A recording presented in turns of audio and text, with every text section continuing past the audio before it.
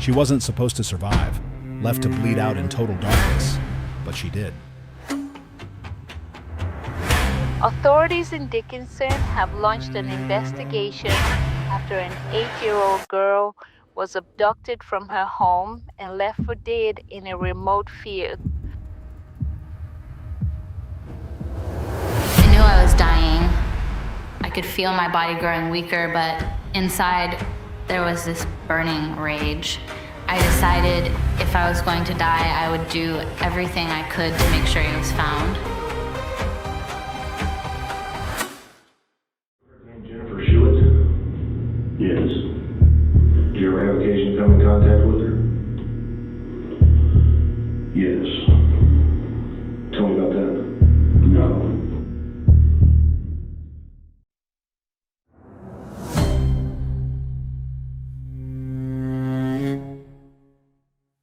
The summer night in Dickinson, Texas, promised tranquility. It was August 1990, and in the home of 9-year-old Jennifer Schuett, everything seemed as usual. Her mother tucked her into bed, unaware that within hours their lives would be forever altered. Jennifer lived with her mother in a ground-floor apartment. Their small town was peaceful and safe, so the windows remained open, allowing fresh air to drift in. This very detail would prove fateful on that dreadful night. As the night edged toward dawn, an intruder crept into Jennifer's room. She awoke with an eerie sensation. Someone was near. In the next instant, a large, rough hand clamped over her mouth, silencing any chance of a scream. A strange man loomed over her, reeking of sweat and cigarettes. He whispered threats, his voice a menacing hush, before lifting her from the bed and carrying her out into the night. Terror paralyzed her small frame. She could not fight back. The man moved swiftly toward a car parked nearby and shoved her inside. Jennifer's heart pounded violently. Silent tears streamed down her cheeks. She wanted to scream, to cry out for help, but fear had stolen her voice. Meanwhile, in the next room, her mother slept soundly, unaware that her daughter was gone. No one saw the man. No one heard a thing. When morning came, Jennifer's mother entered her daughter's room, only to find an empty bed. At first, she assumed Jennifer had gone to the bathroom or the kitchen, but as she searched the apartment, dread tightened around her heart. The window stood open, wider than usual. A chill of realization coursed through her veins. She bolted outside, calling Jennifer's name into the still morning air. The commotion roused the neighbors. Several rushed to help, but there were no answers, only fear. Jennifer's mother dialed the police, her hands trembling. Panic gripped the household. How could a child vanish from her own bed without a trace?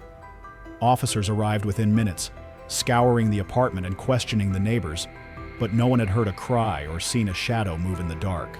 There were no signs of struggle, no clues left behind. Whoever had taken Jennifer knew exactly what he was doing. The car sped through the darkened streets of Dickinson, carrying Jennifer farther and farther from home. She sat stiffly in the passenger seat, afraid to move. The kidnapper gripped the wheel with one hand, the other occasionally stroking her hair. "Everything will be fine, sweetheart," he murmured. "Just do as I say." Jennifer had no idea where he was taking her. Fear coiled in her stomach like ice. Through the window, she memorized everything she could. The glow of streetlights, the twists and turns of the road, the few passing cars that never stopped to notice her silent plea for help. The man soon veered onto a desolate gravel road, leading to an open field. The car rolled to a halt. He killed the engine and turned to her with a smirk. "You're mine now," he said. He yanked her from the car and dragged her deeper into the tall grass. The scent of damp earth mixed with the stench of his breath. Jennifer tried to fight, but she was too small, too weak. That night, she endured a nightmare beyond words. Pain, terror, and helplessness blurred into an unrelenting horror. Her body trembled, but her mind refused to shut down. When it was over, the man left her there, bleeding, broken. "No one will find you," he muttered before vanishing into the darkness. Jennifer was alone. The night wrapped around her like a shroud. Pain coursed through her battered body, but the fear was worse. She couldn't move. She couldn't cry out. It was as if an invisible hand had gripped her throat, silencing her completely. All she could do was wait. The sounds of the night surrounded her, the hum of insects, the whisper of grass swaying in the wind. Her thoughts swirled in a daze, but one came back again and again. No one will find me. But morning brought a miracle. A passerby, walking through the field, caught sight of something unusual in the grass. At first, he thought it was just a discarded doll, but as he stepped closer, he froze in horror. "Oh my God," he whispered, rushing to her side. Jennifer could not speak, but her eyes, pleading, desperate, met his. He immediately called for help. Minutes later, sirens wailed in the distance. Paramedics arrived, lifting Jennifer with the utmost care, wrapping her in a warm blanket. She remained silent, her fragile body trembling. But one thought pulsed through her mind: I survived. As she was rushed to the hospital, detectives scoured the crime scene. But the predator had left little behind. No fingerprints, no footprints, no evidence to follow. Meanwhile, Jennifer's mother arrived at the hospital. The moment she saw her daughter, her knees buckled, tears spilling freely. "My baby," she sobbed, grasping Jennifer's hand. But Jennifer only stared at the ceiling, unblinking. She would never be the same again. A heavy silence filled the hospital room. Jennifer lay motionless, her gaze fixed on the stark white ceiling. Her body ached, but the pain within her soul was far greater. Doctors and nurses spoke soothing words, but their voices blurred into a distant, indistinct hum. The police waited for the moment they could question her. But there was one problem. Jennifer couldn't speak. The attack had damaged her vocal cords.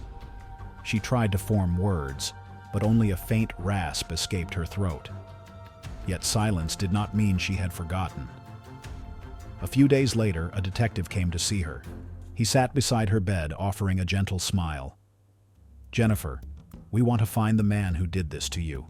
Do you remember what he looked like?" Slowly, she nodded. They handed her a piece of paper and a pencil. Her fingers trembled at first, but then she began to write. Letter by letter, word by word. White car, light brown hair, mustache. The detective read her notes carefully, nodding with encouragement. "You're doing great," he assured her. "We'll find him." The next step was creating a composite sketch. With a forensic artist at her side, Jennifer painstakingly described the man who had stolen her childhood. Her memory was astonishing.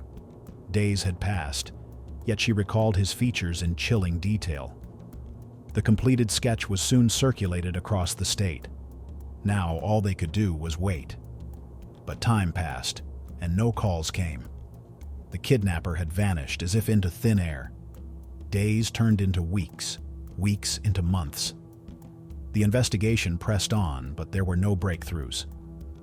Jennifer's sketch was sent to police departments and printed in local newspapers, yet no one recognized the man with the mustache and light brown hair. Authorities combed through hundreds of white cars resembling the one used in the abduction. They questioned suspects, compared their appearances to Jennifer's description. But every lead turned to dust. Time marched forward, indifferent to unanswered questions. Jennifer returned home, but life as she knew it was over. She had to relearn how to speak, how to trust, how to sleep without fear. Nightmares haunted her, refusing to let her rest. Her mother never gave up hope. She made calls to the police, wrote letters to newspapers, pleaded for her daughter's case to remain open.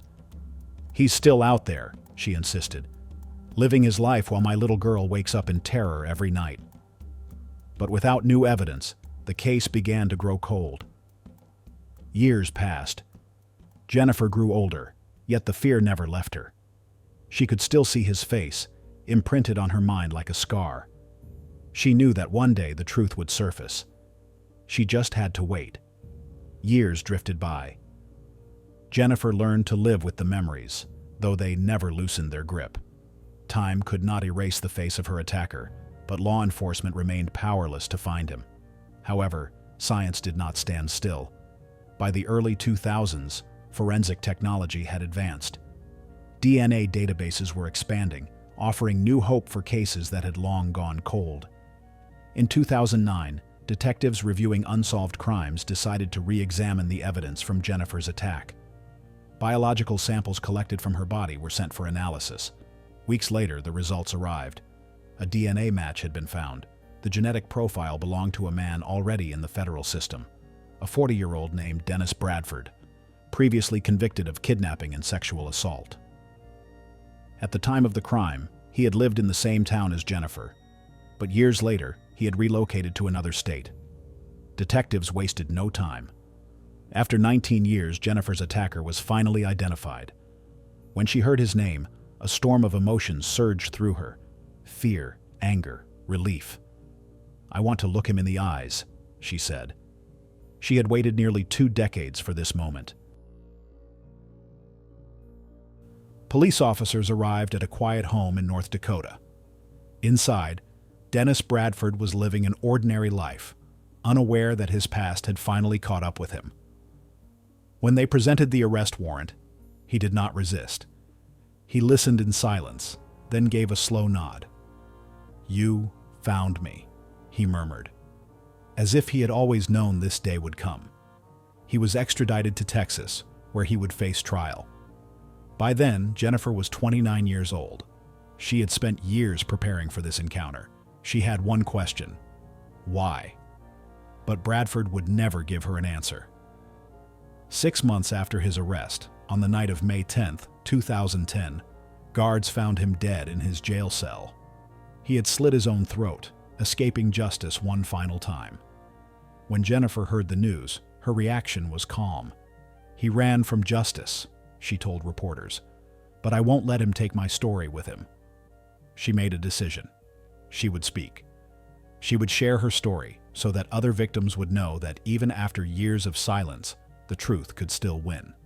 With Dennis Bradford's death, there would be no trial, no testimony, no cross-examinations. For Jennifer, it was a cruel twist of fate. She had spent years waiting for the moment when she could stand before him, demand answers, make him face what he had done. Now that moment would never come. Still, law enforcement officially closed the case. The DNA evidence was undeniable. Bradford was her attacker. The man she had described as a child was the same man science had now exposed. Jennifer stood before the press, addressing not just reporters, but survivors everywhere.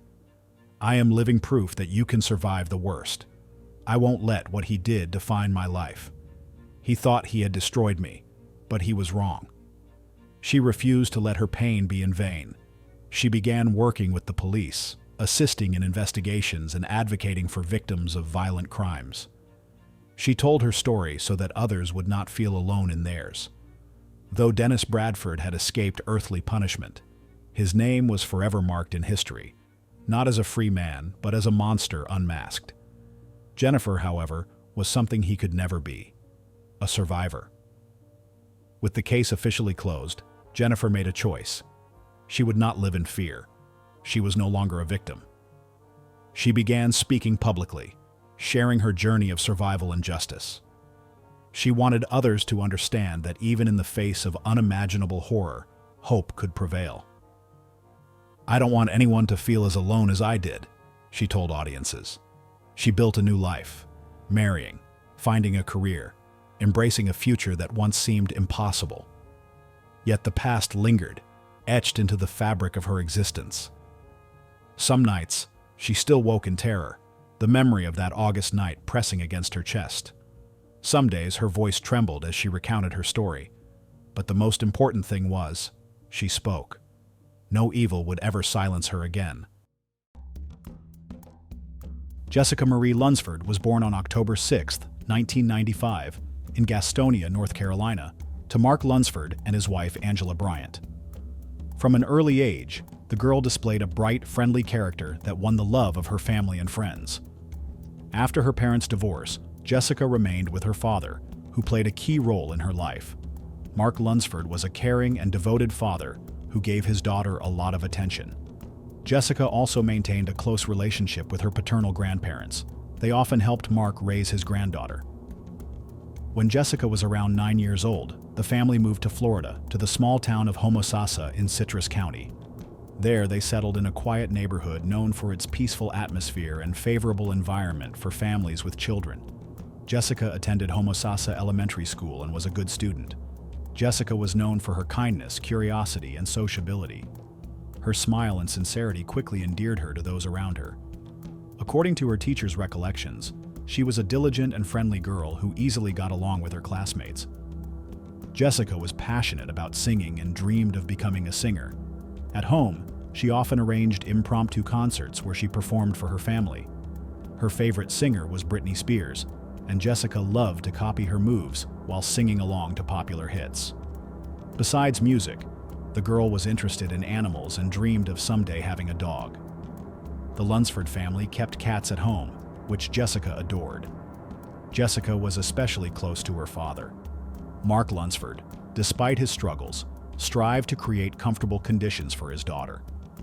In the evenings, they often watched television together or walked around the neighborhood. The Lunsford family led a rather modest lifestyle, but Jessica always felt the care and support of her loved ones. Family friends recalled that Mark paid great attention to his daughter's safety. He taught her the basics of self-defense and always reminded her not to talk to strangers and not to leave the yard without warning. In early 2005, Jessica was preparing for a school event performance and eagerly awaited this occasion. The girl actively rehearsed the song she planned to perform and dreamed about how she would surprise her friends and teachers. That February evening when Jessica disappeared forever changed her family's life and shocked the public across the country. February 23, 2005, began for the Lunsford family as an ordinary weekday. In the morning, Jessica went to Homosassa Elementary School, where she had a busy day of classes and interactions with friends. After school, she returned home as usual, around 4 p.m. That evening, Jessica was at her grandfather Archie Lunsford's house, which was nearby. Her grandmother, Ruth Lunsford, was also in the house. Jessica's father, Mark, worked the evening shift and returned home late at night. According to relatives, Jessica spent the evening watching television and playing with her favorite toys. At around 9 p.m., she spoke on the phone with her mother, Angela Bryant, who lived in another state. The conversation was brief but warm. They discussed everyday matters, and Jessica talked about her school achievements. At approximately 10 p.m., Jessica went to bed. She was last seen in bed with a pink blanket and her favorite stuffed dolphin, named Dolphin. On the morning of February 24th, her grandmother went into Jessica's room to wake her for school. However, the bed was empty. At first, the family assumed that the girl might have gotten up earlier than usual and left the house for some reason. However, her shoes, jacket, and school backpack remained in their places. Realizing something was wrong, the family began searching for Jessica around the house and throughout the neighborhood. After several hours of unsuccessful searching, they contacted the police at 6 a.m. The Citrus County Police responded promptly to the call. Large-scale searches began that same day. Law enforcement officers combed the area around the Lunsford home, questioning neighbors and relatives. The search quickly gained momentum. Volunteers, FBI agents, and rescue workers joined the investigation. Flyers with Jessica's photograph and a call for residents to report any information about her whereabouts were distributed throughout the area. Police initially suspected that Jessica might have left home on her own. However, the absence of shoes, clothing, and her favorite dolphin toy led investigators to lean toward the abduction theory. Initial suspicions fell on family members, as is often the case in such situations. Investigators thoroughly questioned Mark Lunsford and his parents, but their alibis were confirmed. Surveillance cameras from stores and gas stations along Mark's route to work recorded him at the right times, and the grandparents were at home all night. As the investigation developed, police began to suspect that the perpetrator might be someone from the local community, familiar with the house's layout and the family's habits. Jessica's disappearance shocked the local community. Homosassa residents actively joined the search. Volunteers combed the wooded areas and bodies of water, while business owners offered rewards for any useful information. Jessica's story quickly became national news. Stories about her disappearance were broadcast on all major U.S. television channels, and thousands of people on social media shared information in the hope of finding the girl. Despite extensive efforts, no trace of Jessica was found during the first weeks. The disappearance remained a mystery, and anxiety in the community grew. The investigation into Jessica Lunsford's disappearance was in full swing. Despite police efforts, the first weeks of searching yielded no results, increasing anxiety among Homosassa residents and the girl's loved ones. From the first days, the Citrus County Police considered several theories: abduction, voluntary departure, and accident. However, the absence of signs of struggle in the house, closed doors and windows, and the fact that Jessica left without shoes indicated the forcible nature of her disappearance. From the very beginning, law enforcement focused on the family's immediate circle. Mark Lunsford, grandfather Archie, and grandmother Ruth were thoroughly interrogated. The police verified their alibis at the time of the girl's disappearance. All were confirmed. Since crimes of this nature are often committed by someone known to the victim, investigators began analyzing neighbors and family friends. During the questioning, it was discovered that a man named John Evangelist Cooey, previously convicted of sexual offenses, lived in the neighborhood near the Lunsfords. John Cooey had already come to the attention of the police in the past. A Florida native, he had been repeatedly prosecuted for sexual crimes against minors. Additionally, he violated the terms of his registration as a sex offender by not reporting his new place of residence after moving to Homosassa. When police first came to the house where Cooey lived, he wasn't there. Cooey's live-in girlfriend, Dorothy Dixon, stated that she hadn't seen him for several days. This information alarmed investigators. Police examined the surroundings and questioned neighbors. It turned out that several witnesses had seen Cooey in the area of the Lunsford home shortly before Jessica's disappearance. One neighbor remembered that Cooey often walked through the streets in the evening, and another noticed a light in the window of the Lunsford home on the night of the girl's disappearance. Police issued a warrant for John Cooey's arrest. It was later discovered that he had fled to Georgia, where he was hiding at his sister's place. On March 17, 2005, FBI agents, together with local police, detained Cooey in Augusta, Georgia. During the arrest, Cooey did not resist, but was visibly agitated. Police immediately began questioning him, hoping to obtain information about Jessica's whereabouts. Initially, John Cooey denied any involvement in the girl's disappearance. He insisted that he knew nothing about her whereabouts. However, his testimonies soon began to contradict each other. Under the pressure of evidence and after hours of interrogation, Cooey unexpectedly confessed to the crime.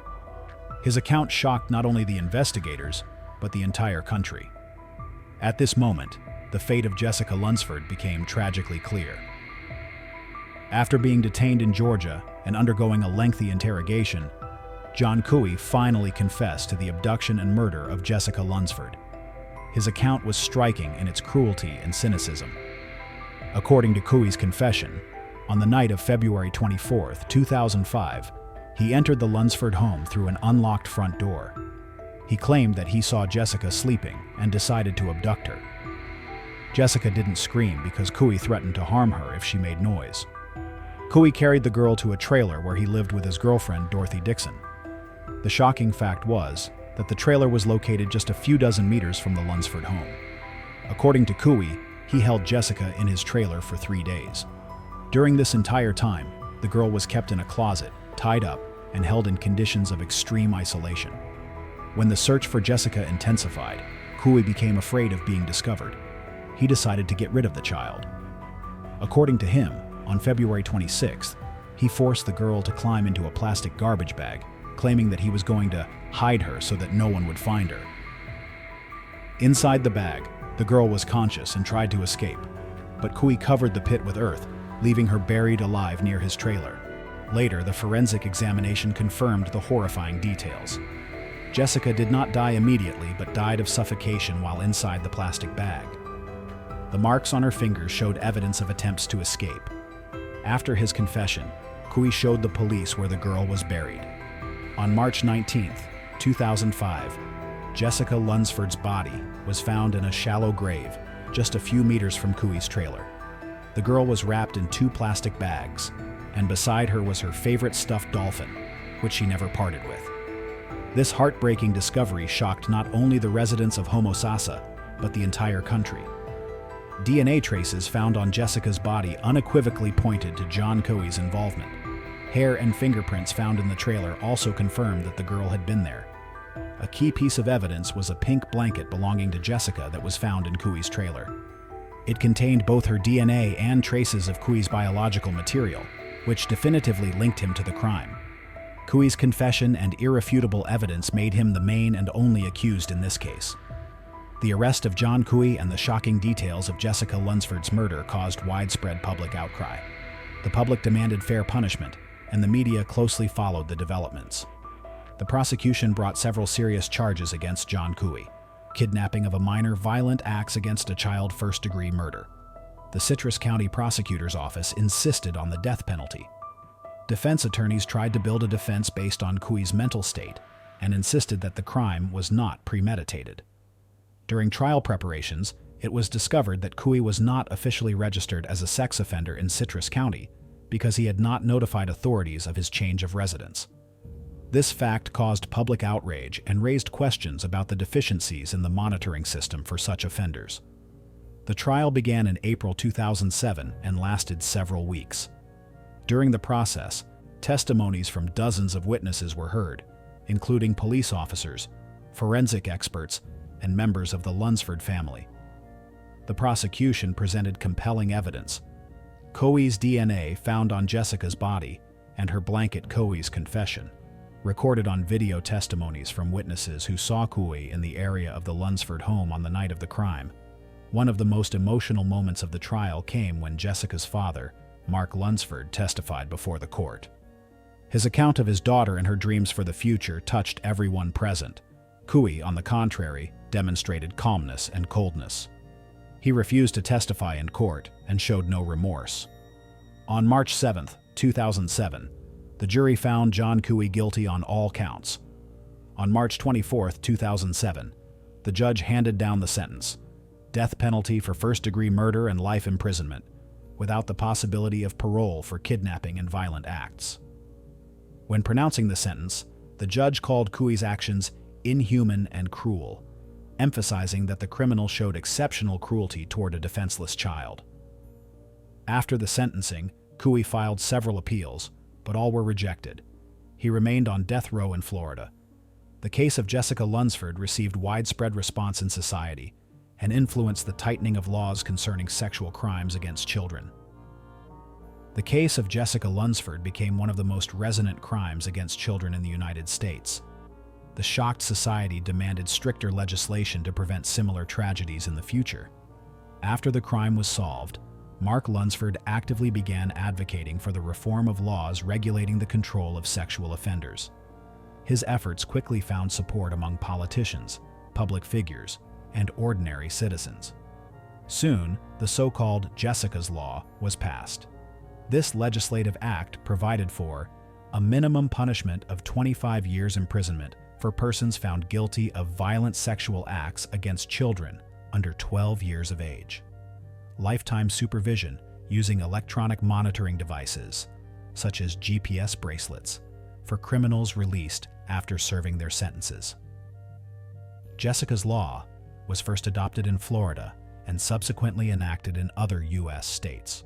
It became an important step in the fight against crimes against minors and improving the monitoring system for convicted sex offenders. Jessica Lunsford's story sparked active discussion in American society. Parents across the country became more attentive to their children's safety.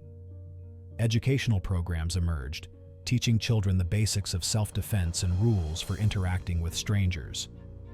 Local communities also began demanding increased control over sex offenders, including the creation of public registries with their names and addresses. Jessica's father, Mark Lunsford, dedicated his life to advocating for child protection. He actively collaborated with law enforcement agencies and charitable foundations, participating in campaigns to prevent violence against minors.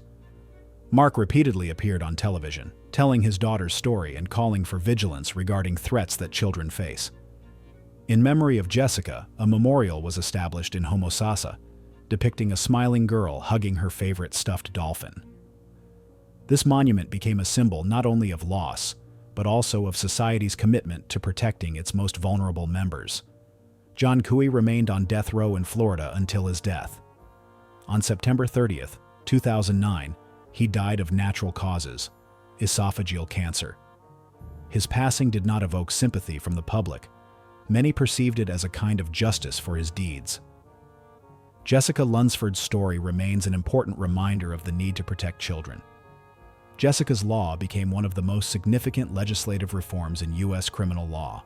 The memory of Jessica lives on in the hearts of her relatives and friends.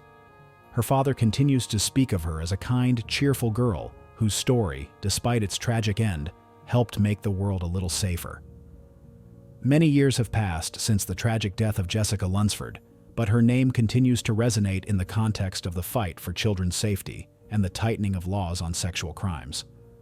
The Lunsford family and public organizations have worked actively to ensure that Jessica's story is not forgotten and that her death brought positive changes to society. After his daughter's death, Mark Lunsford dedicated his life to human rights advocacy. In 2005, he founded the Jessica Marie Lunsford Foundation, an organization engaged in protecting children from sexual violence and disseminating information about the safety of minors. The foundation conducted educational programs in schools, organized meetings with parents, and taught them methods to protect children from potential threats. Mark Lunsford personally visited educational institutions, talking about his daughter and calling on adults to be vigilant and responsible. The foundation also actively supported campaigns to implement electronic monitoring systems for convicted criminals. GPS surveillance systems, which became mandatory for criminals released under Jessica's Law, became an important step in improving children's safety. Jessica Lunsford's story was widely covered in American media. For several years, leading television channels and print publications reported on the tragedy, which helped draw society's attention to the problems of controlling sexual offenders. Television programs, such as America's Most Wanted, repeatedly produced special episodes dedicated to Jessica's memory. These broadcasts detailed the course of the investigation, errors in the monitoring system for criminals, and the need for legislative reforms. Additionally, several documentary films were made based on the events related to Jessica's case, and numerous thematic programs were created. This contributed to raising society's awareness about the problem of violence against children. Every year in Homosassa, events are held in memory of Jessica Lunsford. Relatives, friends, and residents of Citrus County gather at these meetings to honor the girl's memory and remind everyone of the need to protect children. At one such event, Mark Lunsford said, "I don't want people to remember only how tragically her life was cut short. Jessica was fun-loving, kind, and dreamed of many things. She loved to sing, dreamed of becoming a singer, and brought joy to those around her. I hope that through her memory, we will be able to save other children." After the adoption of Jessica's Law, many countries began discussing similar measures. In Canada, the United Kingdom, and Australia, legislative initiatives were proposed to tighten penalties for sexual offenders and create systems to monitor their movements. In several countries, mandatory monitoring was introduced for criminals convicted of sexual crimes against children. These measures were a direct consequence of the public resonance caused by the Jessica Lunsford case. Jessica Lunsford's story is a tragic but important page in the history of the fight for children's rights. Her death was not in vain. Through her example, society recognized the need for active protection of minors and stricter control measures over criminals. The memory of Jessica continues to live in the hearts of her loved ones and in the laws that help prevent new tragedies.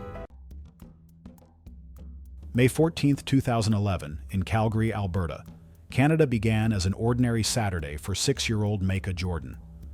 No one could have predicted that this day would be the last in her short life. Micah lived in a 2-story house in northeast Calgary with her mother Marie Magoon, stepfather Spencer Jordan, and younger brother. The day proceeded without incident until around 6 p.m. when a call came into the 911 emergency service. An agitated male voice, belonging to Spencer Jordan, informed the dispatcher that his stepdaughter had lost consciousness after falling down the stairs. He claimed that the girl had fallen while playing on the stairs in the house and was now unresponsive to external stimuli. Paramedics arrived at the scene within minutes. They found Micah in critical condition, unconscious, having difficulty breathing, and with multiple visible injuries on her body. Despite the emergency aid provided on site, the girl's condition remained critical.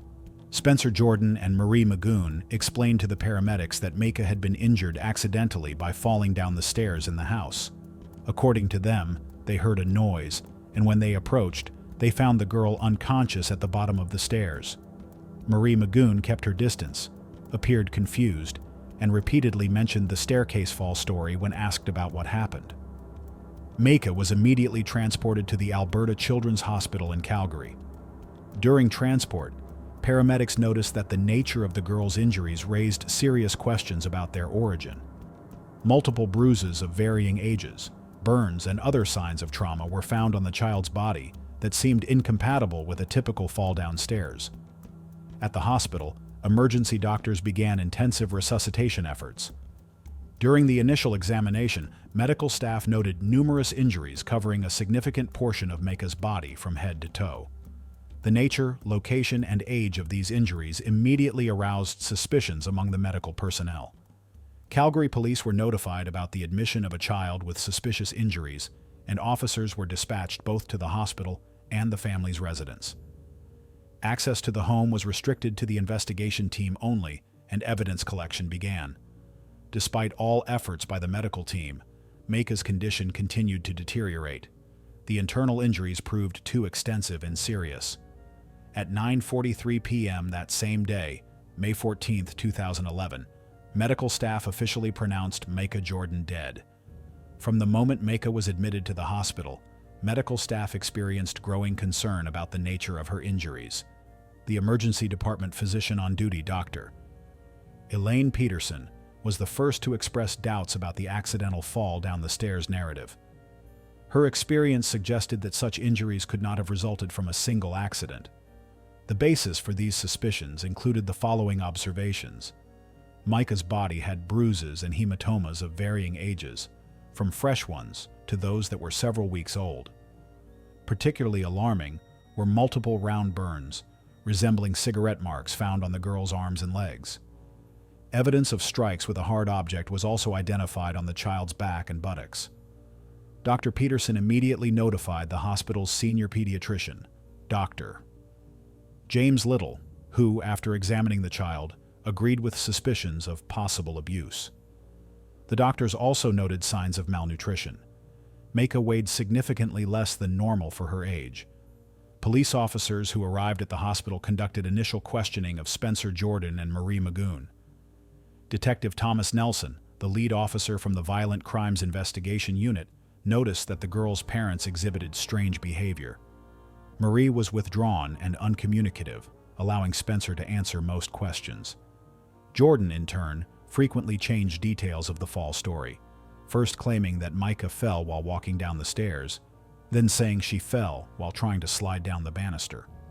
Their explanations did not match the nature of the injuries, Detective Nelson later noted in his report. Additionally, inconsistencies in their stories raised serious doubts about the credibility of the information provided.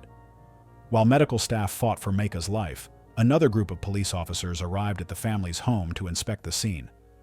Officers discovered that the staircase in the house had a protective barrier that made an accidental fall unlikely. Furthermore, a soft carpet was found on the lower steps of the staircase, which should have cushioned any possible fall.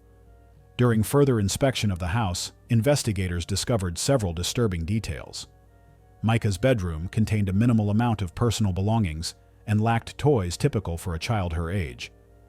Clothing with bloodstains was found in the closet and was collected for further examination. The bathroom drew particular attention, where blood traces were found on towels and in the bathtub drain. In the kitchen, police noticed an unusual system of locks on the refrigerator and food cabinets, which could indicate restriction of the child's access to food. After Micah's death was confirmed, the Calgary Police Investigation Team officially classified the case as a suspected homicide. The girl's body was sent to the Chief Medical Examiner's office for a complete autopsy. The autopsy of Micah Jordan's body was conducted by Alberta's Chief Medical Examiner, Dr. Elizabeth Roberts, on May 16, 2011. The results of this procedure shocked even experienced pathologists and investigators working on the case. Dr. Roberts indicated in her official report that more than 70 separate injuries were found on the 6-year-old girl's body.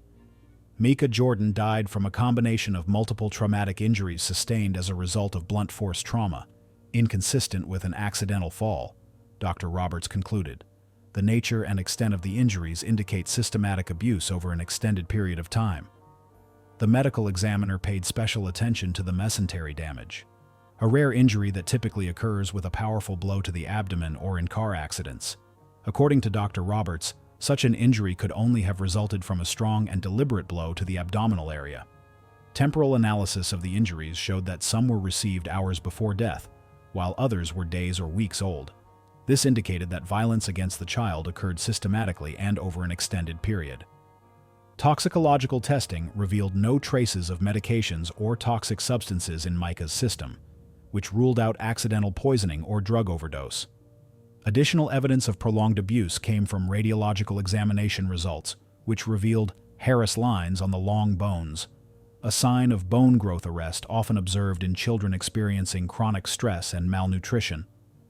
Analysis of stomach contents showed that Micah's last meal was minimal and occurred more than 12 hours before her death, indicating possible food deprivation.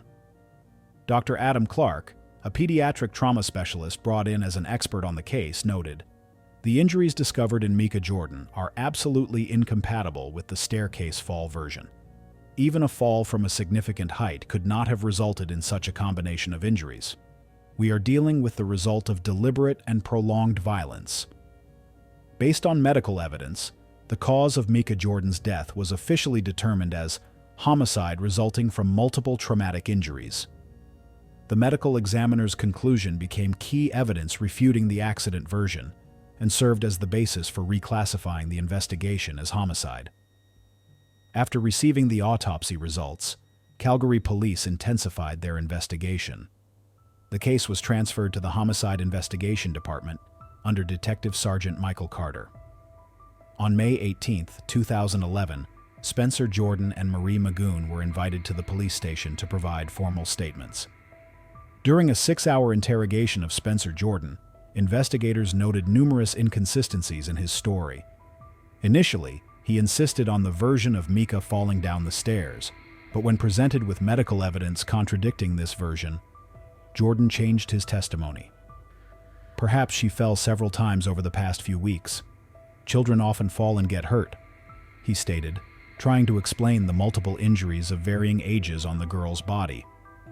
When investigators asked about the origin of burns resembling cigarette marks, Jordan suggested that Micah might have accidentally leaned against an electric stove. However, forensic experts had already established that such burns could not have resulted from contact with a stove, given their shape and location. When questioned about the abdominal injury that directly caused death, Jordan first denied any knowledge of it, then suggested that Micah might have hit the corner of a table. When shown photographs from the home where there were no tables with sharp corners at the height of the child's abdomen, he remained silent for several minutes, then asked for a lawyer. Parallel to Jordan's interrogation, Detective Lisa Monroe was interviewing Marie Magoon in another room. Micah's mother appeared depressed and often gave one-word answers.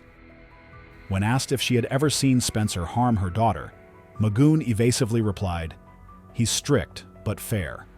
Children need to know discipline." When Detective Monroe showed Marie photographs of Micah's injuries taken at the hospital, she turned away and began crying. After a prolonged pause, she admitted that in recent months she had noticed bruises on her daughter's body, but explained them as the result of active play and falls. "She's a clumsy girl. Always has been," Magoon insisted, despite the fact that Micah's teachers described her as a coordinated and active child. During further investigation, detectives discovered that Spencer and Marie's testimonies regarding the events of May 14th differed significantly in details. Marie claimed that at the time of Micah's alleged fall, she was in the kitchen, while Spencer stated they were both in the living room. Marie said she immediately called 911. However, records showed that the call was made by Spencer more than an hour after the alleged incident. Analysis of phone conversations between Spencer and Marie on the day of the incident revealed a series of short calls exchanged between them in the period between Micah's supposed fall time and the emergency call. This led investigators to suspect a possible conspiracy to create a unified version of events. A turning point in the investigation came from examining the family's digital devices. On a computer seized from the home, search queries made several days before Micah's death were discovered. Internal bleeding symptoms. Child can't walk after being hit. How long bruise remains visible? These searches were made from an account belonging to Spencer Jordan. As the investigation deepened, detectives uncovered a disturbing pattern of systematic abuse of Micah Jordan. Interviews with neighbors, teachers, and family members revealed details that had previously gone unnoticed or ignored. Carol Peterson, a neighbor of the family, told police that she had heard screams and crying coming from the Jordans' home several times, especially on weekends. I often heard a male voice shouting at a child. Sometimes the screams were so loud that I thought about calling the police, but I didn't want to interfere in someone else's family matters, she admitted to investigators with evident guilt. Micah's teacher at Riverside Elementary School, Sandra Miller, shared her observations. In the months before her death, Micah became withdrawn and fearful. She would flinch at loud noises and avoid physical contact. Several times I noticed bruises on her arms, and once I asked her about them. She said she fell off her bicycle, but I wasn't convinced by this explanation. Ms. Miller also noted that Micah often came to school hungry and sometimes asked for extra portions at lunch. The teacher had tried to discuss this with Marie Magoon at parent-teacher conferences several times, but she always assured her that the girl was fine and was just going through a picky phase. Additional testimony came from a former neighbor, David Wright, who had lived next to them until they moved 6 months before Micah's death. Spencer had an intimidating character. I saw him handle Micah roughly, grabbing her arm so hard that she cried. Once I said something to him about it, and he replied that I shouldn't tell him how to raise his children. Particularly troubling was the testimony from Micah's grandmother, Marie Magoon's mother. Elizabeth Magoon reported that in recent months, her daughter and son-in-law had increasingly prevented her from seeing her granddaughter. When I asked why Micah wasn't coming to visit, Marie always found excuses. And when I did see Micah, she seemed intimidated. The last time I saw her, about a month before her death, she was wearing long sleeves and pants despite the warm weather. Now I understand they were probably hiding bruises. Analysis of Micah's medical records revealed a disturbing trend. In the year before her death, the girl had visited the emergency room 3 times with various injuries. A broken wrist, explained as a fall from a swing. A concussion, supposedly from hitting a door, and a burned hand, according to Marie, accidentally spilling hot soup on herself. None of these incidents raised sufficient suspicion among medical staff to report to Child Protective Services. However, the most shocking testimony came from the 11-year-old daughter of neighbors, Emma Thompson, who occasionally played with Micah. Micah told me that her dad, Spencer, locks her in a closet if she misbehaves. She showed me bruises on her back and said they were from a belt. I didn't know what to do with this information. I thought maybe she was exaggerating. By May 25, 2011, the investigation team had gathered enough evidence to conclude that Micah Jordan had been subjected to systematic abuse by Spencer Jordan with the silent consent or passive participation of her mother, Marie Magoon. To better understand the circumstances leading to the tragedy, investigators turned to studying Micah's life from birth.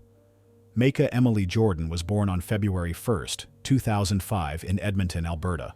Her mother, Marie Magoon, was a 19-year-old college student at the time. The biological father, Brian Johnson, had left Marie before their daughter's birth. Micah spent her first 3 years with her mother and grandmother in Edmonton. According to Elizabeth Magoon, despite her youth, Marie was a caring mother who did everything possible for her daughter's well-being. Micah was a happy, healthy child. Marie tried very hard, although it was difficult for her to balance school, work, and raising a child. In 2008, Marie met Spencer Jordan, who worked as a construction worker. The relationship developed quickly, and after 6 months, Spencer moved in with Marie and 3-year-old Micah. Soon after, the family relocated to Calgary, where Spencer was offered permanent employment. Elizabeth Magoon noted that initially, Spencer seemed to be a positive influence in her daughter and granddaughter's lives. He was charming, had a stable income, and seemed to genuinely care for Micah. But after they moved to Calgary, I began to notice changes. Marie became more distant, and Micah became less talkative during our phone conversations. In 2009, Marie and Spencer had a son. By all accounts, Spencer treated his own child with much more tenderness and patience than he did Micah. Neighbors and family acquaintances noted this difference in treatment. Micah began attending Riverside Elementary School in 2010. Her first teacher, Mrs. Grant, described Micah as a bright, curious girl with a vivid imagination. However, by early 2011, teachers noticed changes in the child's behavior. The physical education teacher noted that Micah began refusing to participate in games requiring changing into sports clothes, and often complained of stomach or headaches to avoid activities. The school psychologist, Dr. Alan Berger, had 2 conversations with Micah in March 2011, after teachers expressed concern about her withdrawal and declining academic performance. In his notes, he indicated that the girl showed signs of anxiety and possible depression, but did not identify specific indications of domestic violence. Micah was secretive about her home life. When I asked about family relationships, she gave evasive answers or changed the subject, he wrote in his conclusion. 2 weeks before Micah's death, the school nurse, Mrs. Hope, noticed a bruise on the girl's neck and asked about its origin. Micah said she was punished for spilling juice. The nurse made a note of this incident, but took no further action, considering the explanation, though troubling, insufficient for an official report to Child Protective Services. The last photograph of Micah, taken at a school event on May 5, 2011, shows a thin, pale girl with a forced smile, a stark contrast to the cheerful, energetic girl in photographs from a year earlier. On May 27, 2011, after 2 weeks of intensive investigation, Calgary police issued arrest warrants for Spencer Jordan and Marie Magoon. Spencer was charged with first-degree murder, and Marie with second-degree murder. Both were also charged with child abuse. The arrest was conducted early morning at the suspect's home. The police report notes that Spencer showed aggression during detention, while Marie appeared detached and emotionally disconnected. At the first court hearing, held on May 30th, both defendants were denied bail due to the severity of the charges and potential danger to society. Micah's younger brother was placed in temporary custody of Child Protective Services and then with his grandmother, Elizabeth Magoon. Spencer Jordan hired prominent criminal defense attorney James Richardson, who specialized in murder cases. Marie Magoon was represented by public defender Sarah Goldstein. The prosecution was led by experienced prosecutor Thomas Finch. After the charges were filed, the Calgary public was shocked by the investigation details gradually leaking to the press. People established a memorial of flowers, candles, and stuffed toys in front of the house where Micah had lived. Hundreds attended the girl's funeral, held on June 3, 2011, including her teachers, classmates, and many strangers touched by this tragedy. Spencer Jordan and Marie Magoon were held in separate pretrial detention facilities. According to prison reports, Spencer repeatedly became involved in conflicts with other inmates who expressed contempt for those accused of violence against children. Marie, on the contrary, was described as quiet and withdrawn, spending most of her time alone. In June 2011, after a preliminary hearing, the prosecution announced that charges against both suspects would stand. Jordan's attorney stated his client's intention to contest the charges, claiming that Micah's death resulted from an accident and that the charges were built on circumstantial evidence and assumptions. Marie Magoon's representative announced that her client was ready to cooperate with the investigation, hinting at the possibility of a guilty plea in exchange for a reduced sentence. During trial preparation, the defense demanded an independent examination of the cause of death. However, the results of this examination only confirmed the initial conclusions that Micah's injuries were the result of deliberate violence. By fall 2011, the Micah Jordan case had gained national attention. Canadian media covered the investigation details extensively, and public organizations demanded reforms to the child protection system that had failed to prevent this tragedy. The trial of Spencer Jordan and Marie Magoon began on March 5, 2012, in the Supreme Court of Alberta in Calgary, presided over by Justice Richard Anderson. The proceedings attracted significant media and public attention. In his opening statement, prosecutor Thomas Finch painted a picture of systematic abuse of Micah Jordan. This was not a single instance of lost control. This was a campaign of terror inflicted upon a 6-year-old girl for months. Every day in Micah's life was filled with fear, pain, and suffering. The first prosecution witnesses were the paramedics who provided aid to Micah on the day of her death. They described the girl's condition and expressed their professional opinion that her injuries were inconsistent with the alleged fall down the stairs. Medical experts then testified, including Dr. Elizabeth Roberts, who conducted the autopsy. She presented the jury with detailed photographs and descriptions of Micah's injuries, noting that many of them were inflicted with considerable force and could not have resulted from normal childhood play or falls. Dr. Adam Clark, a specialist in pediatric trauma, confirmed that the mesentery damage that ultimately killed Micah required a directed blow to the abdomen with force comparable to a car accident. The next group of witnesses included teachers and school staff who described changes in Micah's behavior and appearance in the months before her death. Sandra Miller, Micah's teacher, tearfully described how the girl became increasingly withdrawn and fearful. She constantly apologized for the most minor things. Once she spilled a little water and became so panicked that I had to spend half an hour calming her down. The school nurse, Mrs. Hope, admitted feeling guilty for not reporting the bruises she had noticed to Child Protective Services. I've asked myself every day since then if I could have prevented this tragedy. Testimony from a key prosecution witness, 11-year-old Emma Thompson, was presented as a video recording to spare the child from having to appear in court personally. In a trembling voice, the girl recounted how Micah had told her about the abuse and showed her bruises. Forensic experts presented evidence obtained during the search of the suspect's home, including Micah's blood-stained clothing and a towel with blood traces, which genetic testing confirmed belonged to Micah. The court paid special attention to Spencer Jordan's internet search history, which showed searches for information about internal injuries and their symptoms in the days before Micah's death.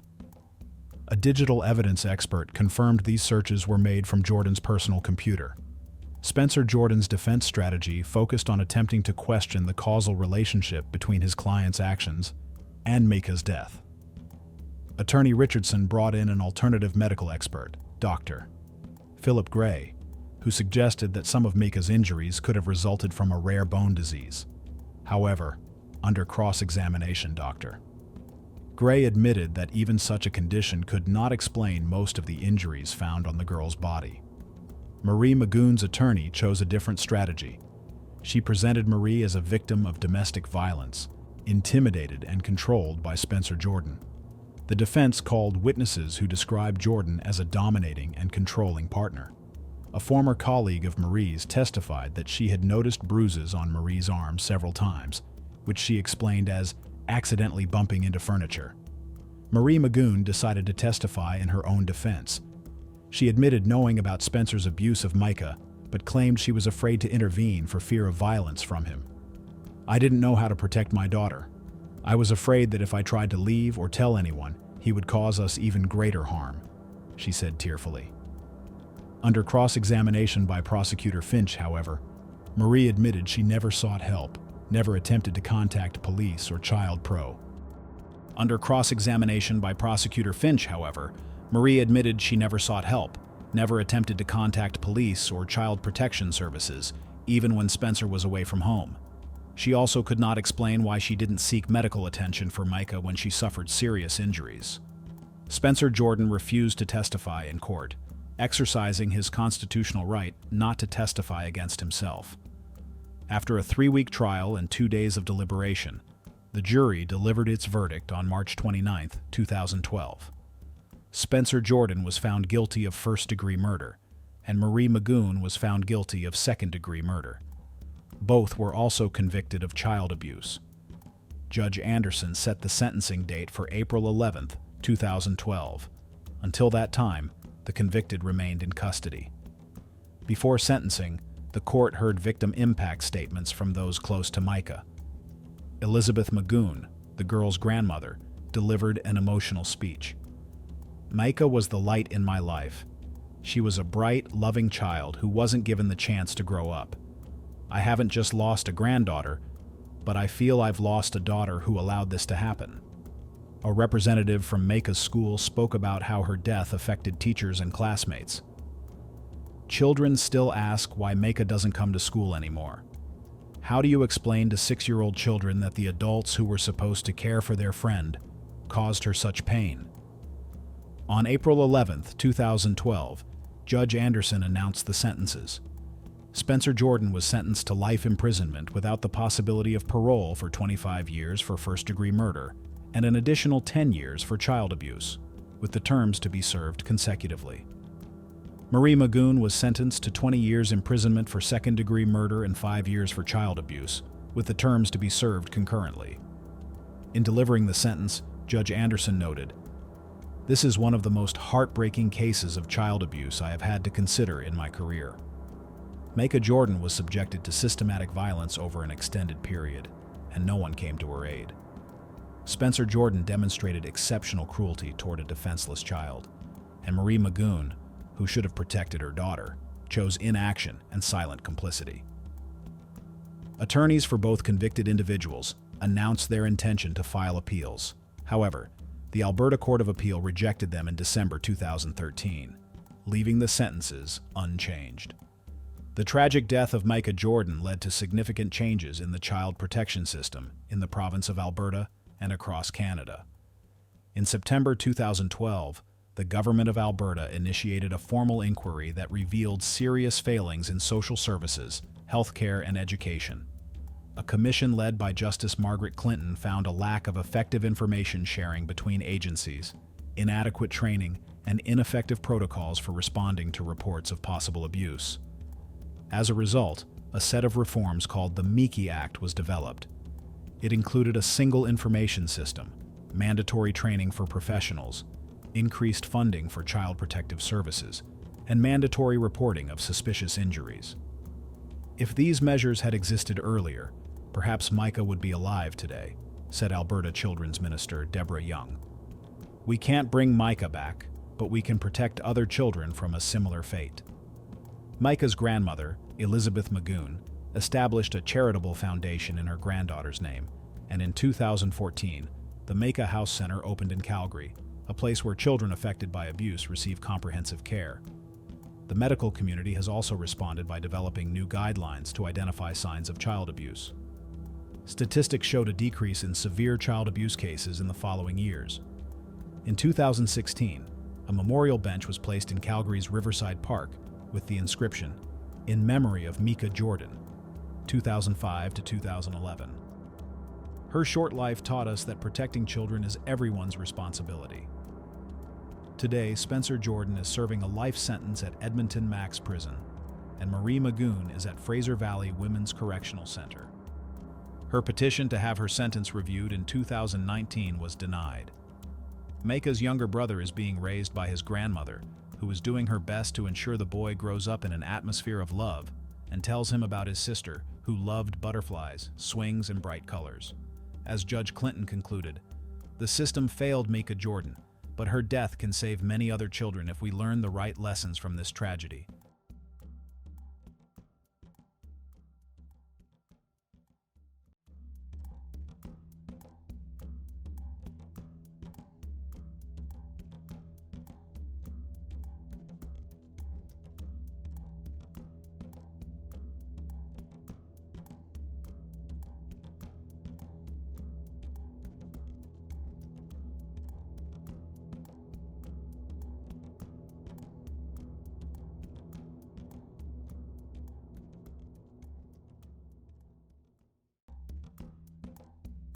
On December 10, 2015, in the Brazilian city of Petrolina, in the state of Pernambuco, the Evangelical College of Petrolina was celebrating the end of the school year. The school, known for its high educational standards, was filled that day with the joyful voices of children, music, and a festive atmosphere. Parents gathered to watch their children's performances, and teachers proudly observed their students. Among the students was 7-year-old Beatriz Angelica Mota, a cheerful girl with a bright smile and kind eyes. Beatrice came to the celebration with her parents, Luciana and Serlier Mota. The Mota family was well respected in Petrolina. Luciana worked as a civil servant, and Serlier was a government official. They were proud of their daughter, who showed great academic ability and was beloved by her classmates. The school festival proceeded according to the usual script. Children demonstrated their talents, singing, dancing, and performing theatrical skits. Beatrice was also scheduled to perform with her class. After her performance, she stayed close to her parents. Around 9 o'clock, Beatrice asked her mother's permission to go to the bathroom. Luciana let her daughter go, not knowing she would never see her alive again. Approximately 15 to 20 minutes passed, but Beatrice didn't return. Luciana began to worry and went looking for her daughter. She checked the bathroom, asked Beatrice's classmates, but no one had seen the girl. The anxiety grew with each passing minute. The girl's father joined the search, followed by teachers and other parents. They searched classrooms, hallways, and sports grounds, all without results. Beatrice seemed to have vanished into thin air. Around 10 o'clock, the school administration decided to call the police. The celebration was interrupted, and everyone present was questioned about whether they had seen Beatrice and in which direction she might have gone. No one could have imagined that something horrible had happened on school grounds full of people during a festive event. The search had already been going on for several hours. Police officers methodically examined the entire school grounds, interviewed witnesses, and checked surveillance cameras. Close to midnight, one of the officers decided to check the school's unused gymnasium, a space that had long been out of service and was closed to students. Opening the door and shining his flashlight, the police officer saw a small body on the floor. It was Beatrice. The initial examination showed that the girl had received several stab wounds to the chest area. It was obvious that the child was dead. News of the terrible discovery instantly reached the parents. Luciana Mota's scream upon learning of her daughter's death was heard by everyone present. Serlier Mota, Beatrice's father, couldn't believe what had happened. In an instant, the festive evening had turned into the worst nightmare for the Mota family. The school grounds were cordoned off by police. All those present were asked to stay for questioning. Crime scene investigators, forensic experts, and prosecutors arrived at the scene. Meticulous work to collect evidence began. The preliminary conclusion of the medical examiners confirmed that death had occurred from multiple stab wounds. Based on the nature of the wounds, specialists suggested that a knife with a long blade had been used. It was difficult to establish the exact time of death, but the experts preliminarily indicated a time window between 9 and 10 o'clock, precisely when the girl had asked her mother's permission to go to the bathroom. News of the tragedy at the Evangelical College of Petrolina quickly spread throughout the city, and then throughout Brazil.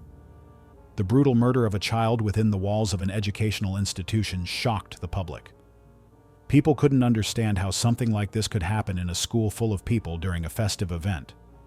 The school, which should have been a safe place for children, had become the site of a horrible crime. The day after the tragedy, a special investigative team was formed. The investigation was headed by an experienced detective from the civil police of Pernambuco state.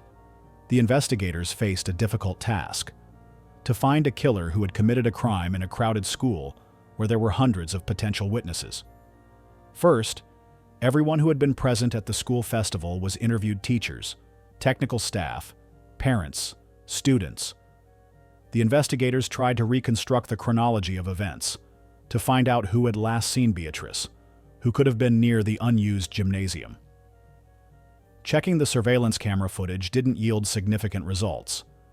As it turned out, the cameras didn't cover the area near the unused gym, and there was no surveillance system in the facility itself. This significantly complicated the investigators' work.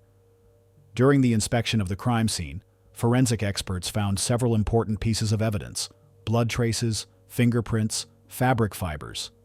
However, the main problem was that the crime scene hadn't been properly isolated in the first hours after the body was discovered.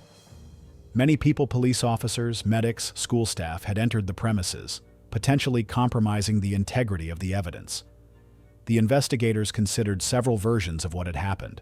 The first version, was that the murder had been committed by a school employee or one of the parents present at the celebration. The second was that an outsider had infiltrated the school. The third was that the crime had been committed by a teenager, possibly a high school student. Each version had its weaknesses, but the investigators methodically checked all possible scenarios. Special attention was paid to verifying the alibis of all adult men who had been at the school that evening. School employees, parents, and invited guests were checked. Each had to explain where they had been between 9 and 10 o'clock. In parallel, laboratory tests of evidence collected at the crime scene were being conducted. However, the process was slow due to bureaucratic delays and the limited resources of the forensic laboratories in Pernambuco State. The first weeks of the investigation didn't bring significant results. The investigators had collected a huge number of testimonies but couldn't trace the killer. The public began to express dissatisfaction with the police work, and the Beatrice family felt that justice was slipping away with each passing day. The shock of losing their beloved daughter gave way to determination for Luciana and Sirlir Mota to seek justice. They couldn't accept that their child's killer remained free, and the investigation was stalling. The Mota family began their own struggle, a fight for truth and punishment of the guilty. Luciana Mota, despite her deep grief, showed incredible strength of spirit. She began studying the case materials, meeting with police officers, prosecutors, and journalists. Sirlir supported his wife in all her endeavors.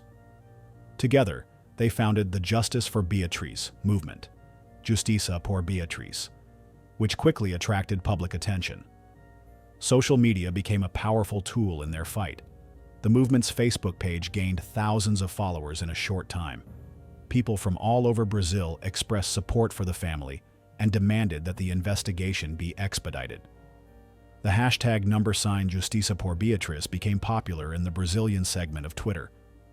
Luciana gave interviews to all interested media, appeared on television, and participated in radio programs. She talked about her daughter, about what she was like, kind, smart, curious, and each time she called on the authorities to do everything possible to catch the killer.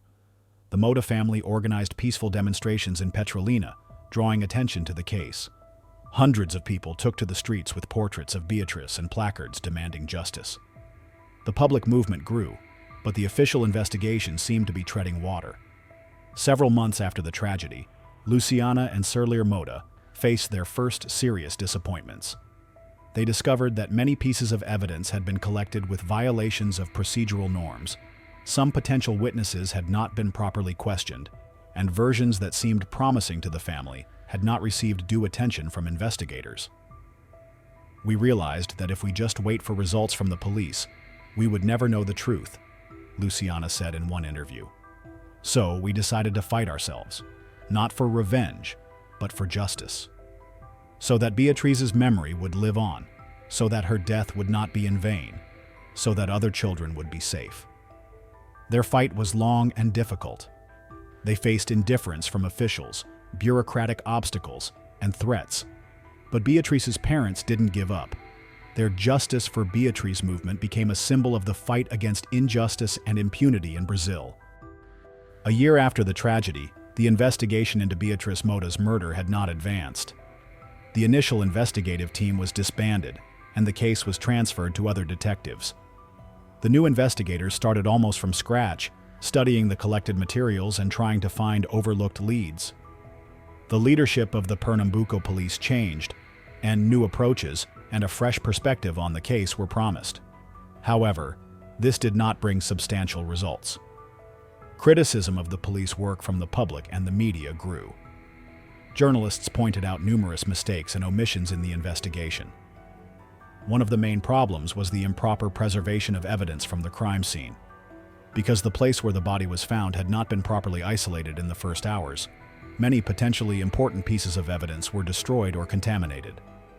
This significantly complicated the work of forensic experts and reduced the chances of identifying the perpetrator through DNA or other physical evidence. Suspects appeared and disappeared. First one, then another person came into the focus of the investigators' attention, but each time it turned out that there was insufficient evidence of their involvement. Some suspects had alibis, Others did not match the profile of the criminal compiled by criminal psychologists. By December 2017, 2 years after the murder, the investigation had officially reached a dead end.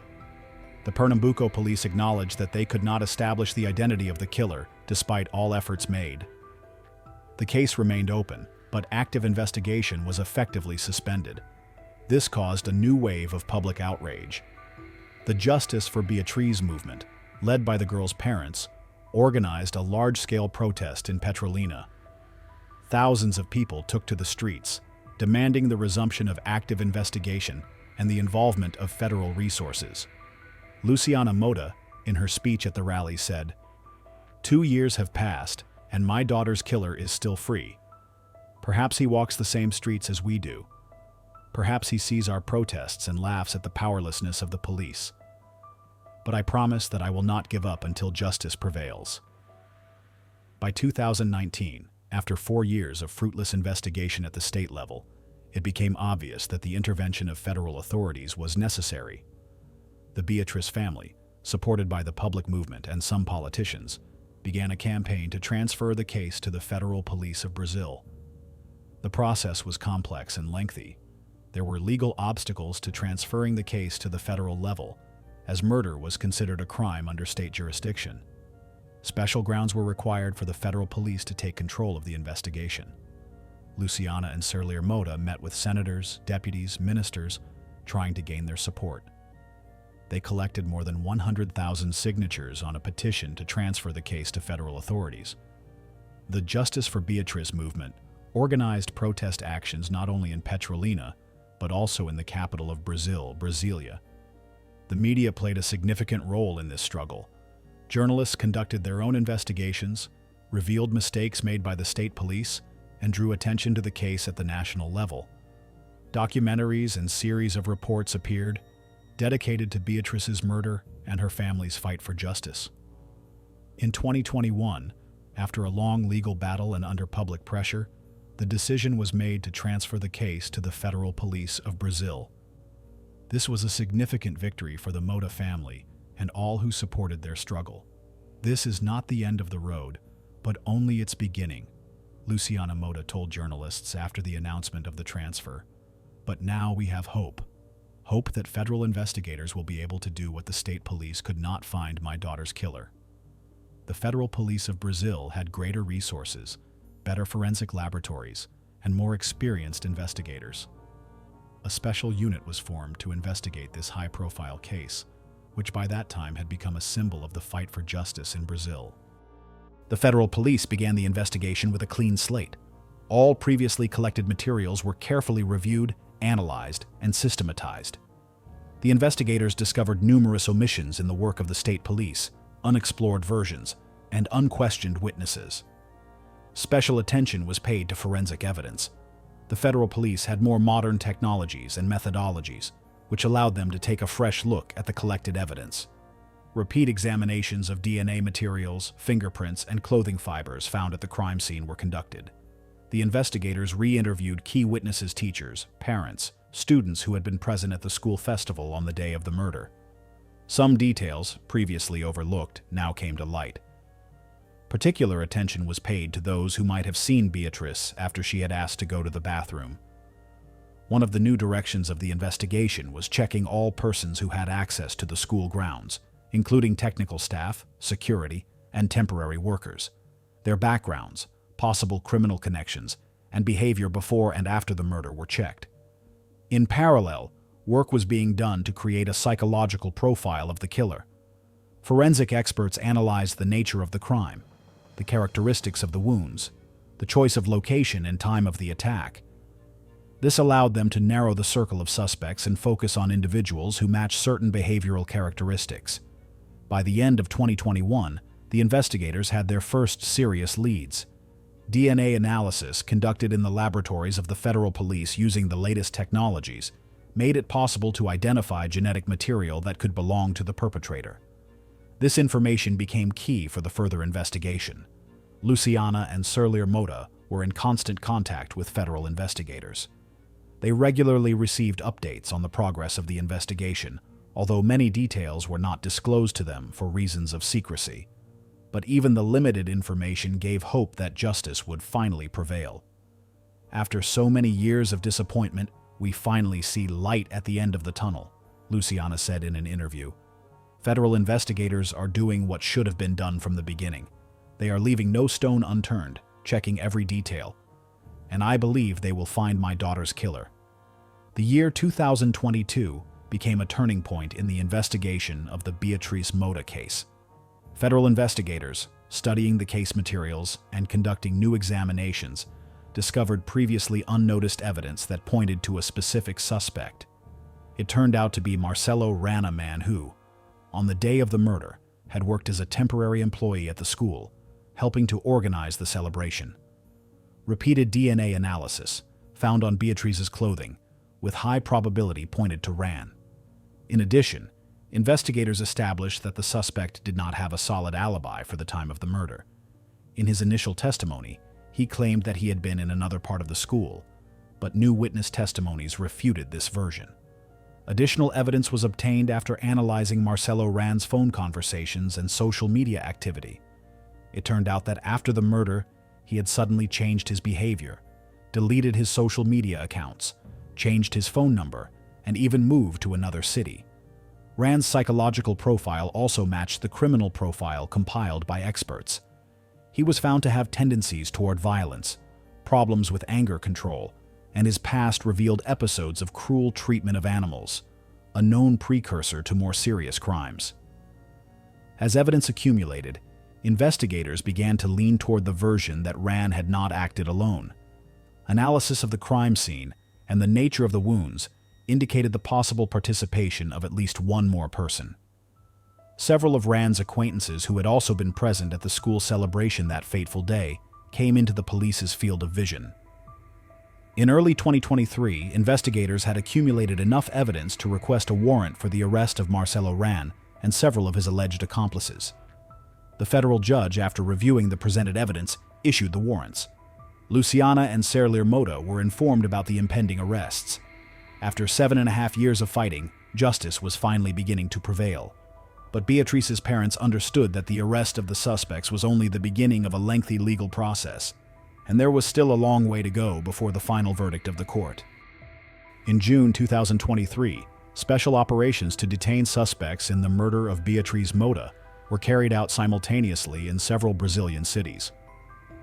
Marcelo Ran was arrested in the city of Fortaleza, where he had been hiding in recent years. 2 more suspects were detained in Petrolina and São Paulo. News of the arrests instantly spread throughout the country. For many Brazilians who had been following the Beatrice case, this became a symbol that even after years, justice can prevail. Thousands of people expressed support for the Mota family on social media, and a spontaneous march took place in Petrolina in memory of Beatrice and in honor of the progress in the investigation. The press conference organized by the federal police after the arrests gathered dozens of journalists from all over Brazil.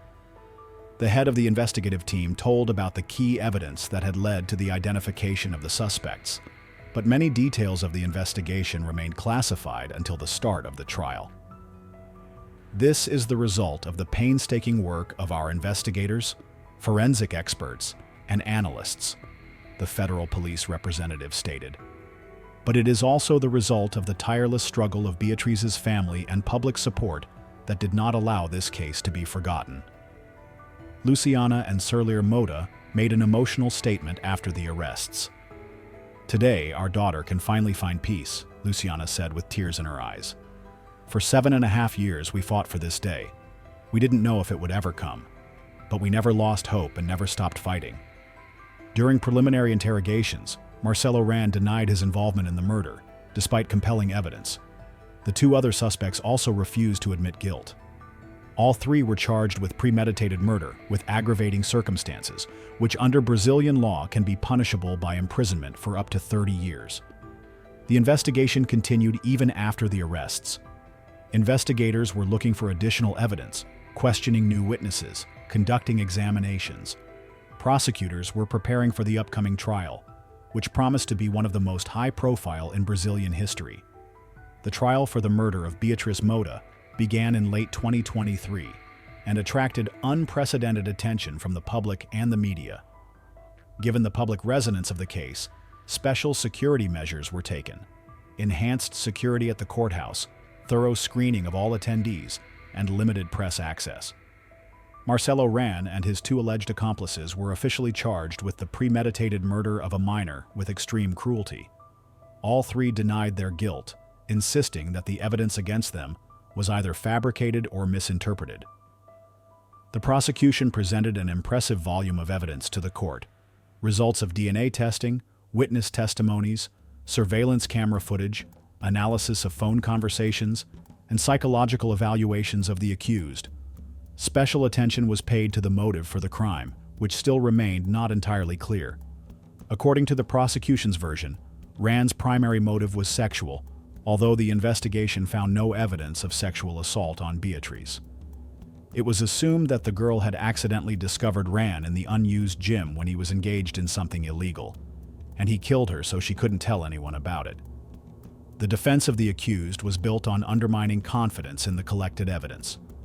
The lawyers pointed to violations in the procedure for collecting evidence at the initial stage of the investigation, to potential contamination of DNA materials, to the unreliability of some witness testimonies. They insisted that their clients had become scapegoats after years of fruitless investigation. During the trial, dozens of witnesses were questioned: teachers and school staff, parents and students who had been present at the celebration, forensic experts, and psychologists. Some witnesses recalled details that had not previously figured in the case materials, which complicated the work of both the prosecution and the defense. Particularly emotional was Luciana Moda's testimony in court. She talked about her daughter, about what she was like: kind, smart, cheerful. She described the last moments spent with her at the school celebration. And she shared what the family had gone through over these years, from the grief of loss to the fight for justice. "Today I speak not only as a mother who has lost a daughter," Luciana said, addressing the court. "I speak on behalf of all parents in Brazil who want their children to be safe, so that such a tragedy never happens again." The trial continued for several months. As it progressed, it became increasingly evident that the evidence against Marcelo Ran and his accomplices was quite convincing. Particularly important were the results of new DNA tests conducted using modern technologies that had not been available to investigators at the initial stage of the investigation. The Beatrice Moda case, beyond its immediate legal significance, had a profound impact on Brazilian society and legislation. The tragedy and the subsequent years-long struggle of the family for justice led to a number of important changes in the system of child protection and the investigation of crimes against minors. In 2021, even before the arrests of the suspects, a law known as the Beatrice Moda Law was passed in the state of Pernambuco. It toughened penalties for crimes against children and adolescents, and also established new safety standards for educational institutions. The law mandated the presence of surveillance cameras in all schools, strict control of access to educational institutions, and special training for personnel on security issues. The Evangelical College of Petrolina, where the tragedy occurred, underwent significant changes. The unused gymnasium that had become the site of the murder was demolished, and a memorial garden was created in its place in memory of Beatrice. The school implemented unprecedented security measures, becoming a model in this respect for other educational institutions in Brazil. Luciana and Serlir Moda established the Beatrice Foundation, which addresses issues of protecting children from violence.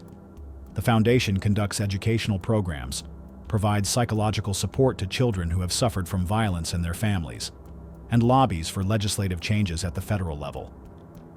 "We couldn't protect our daughter," Luciana said in one interview. "But through the foundation, we strive to protect thousands of other children, so that parents don't experience the same grief that we did."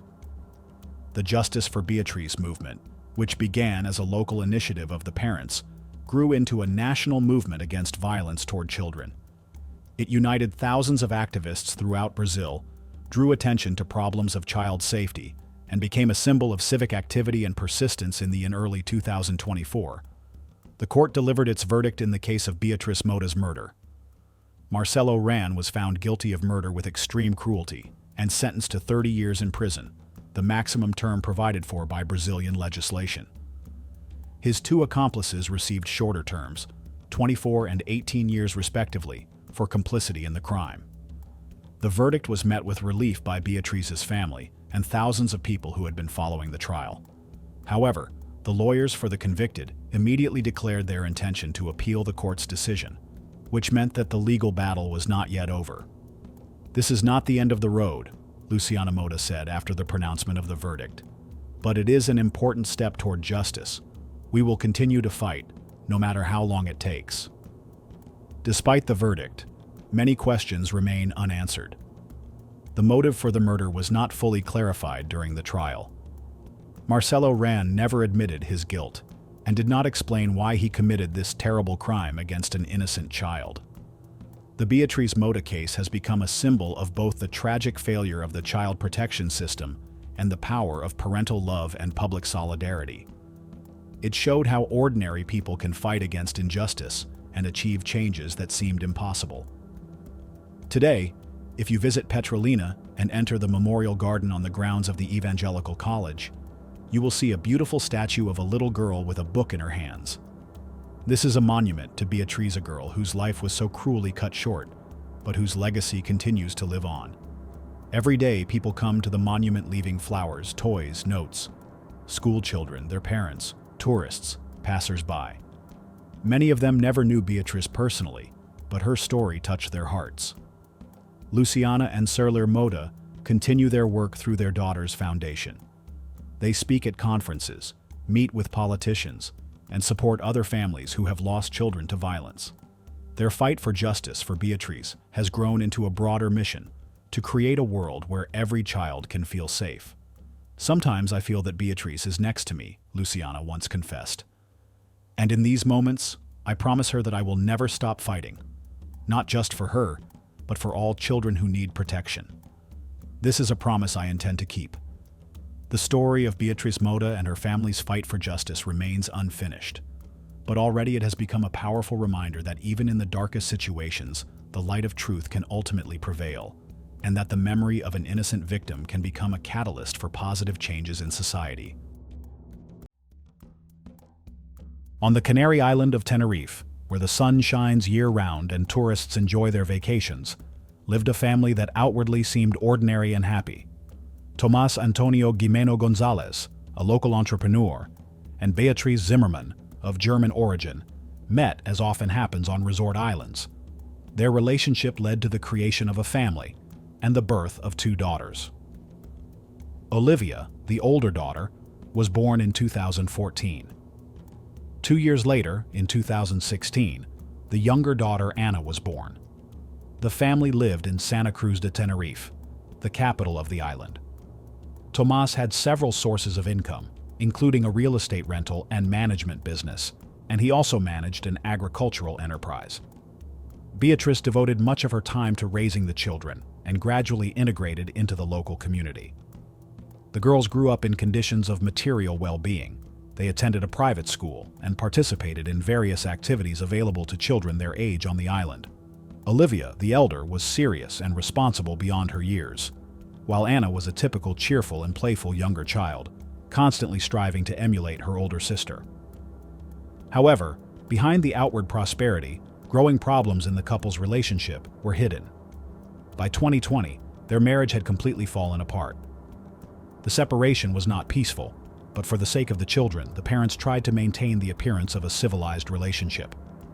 After lengthy negotiations and legal consultations, an agreement was reached for joint custody of the children. Beatrice remained the primary guardian, while Tomás received the right to see his daughters regularly. Beatrice remained in their family home with the daughters, trying to build a new life after the breakup. She tried to create a stable and calm environment for the girls, despite the difficulties of adapting to the new life situation. After the formal separation, the relationship between Tomás and Beatrice became increasingly tense. What began as mutual accusations and disputes about the details of child custody gradually grew into a more serious conflict. Gimeno painfully perceived Beatrice's decision to start a new life without him. He was especially hurt by the fact that his ex-wife had started a new relationship. Relatives and close friends of the family later testified that Tomás's psychological state was causing concern. He became increasingly withdrawn and irritable, with sharp mood swings. In conversations with close ones, he repeatedly expressed indignation that Beatrice had destroyed the family and was taking his daughters away from him.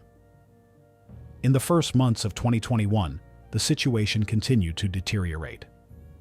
According to Tomas's acquaintances, he increasingly expressed extreme dissatisfaction with the property division conditions and custody rules.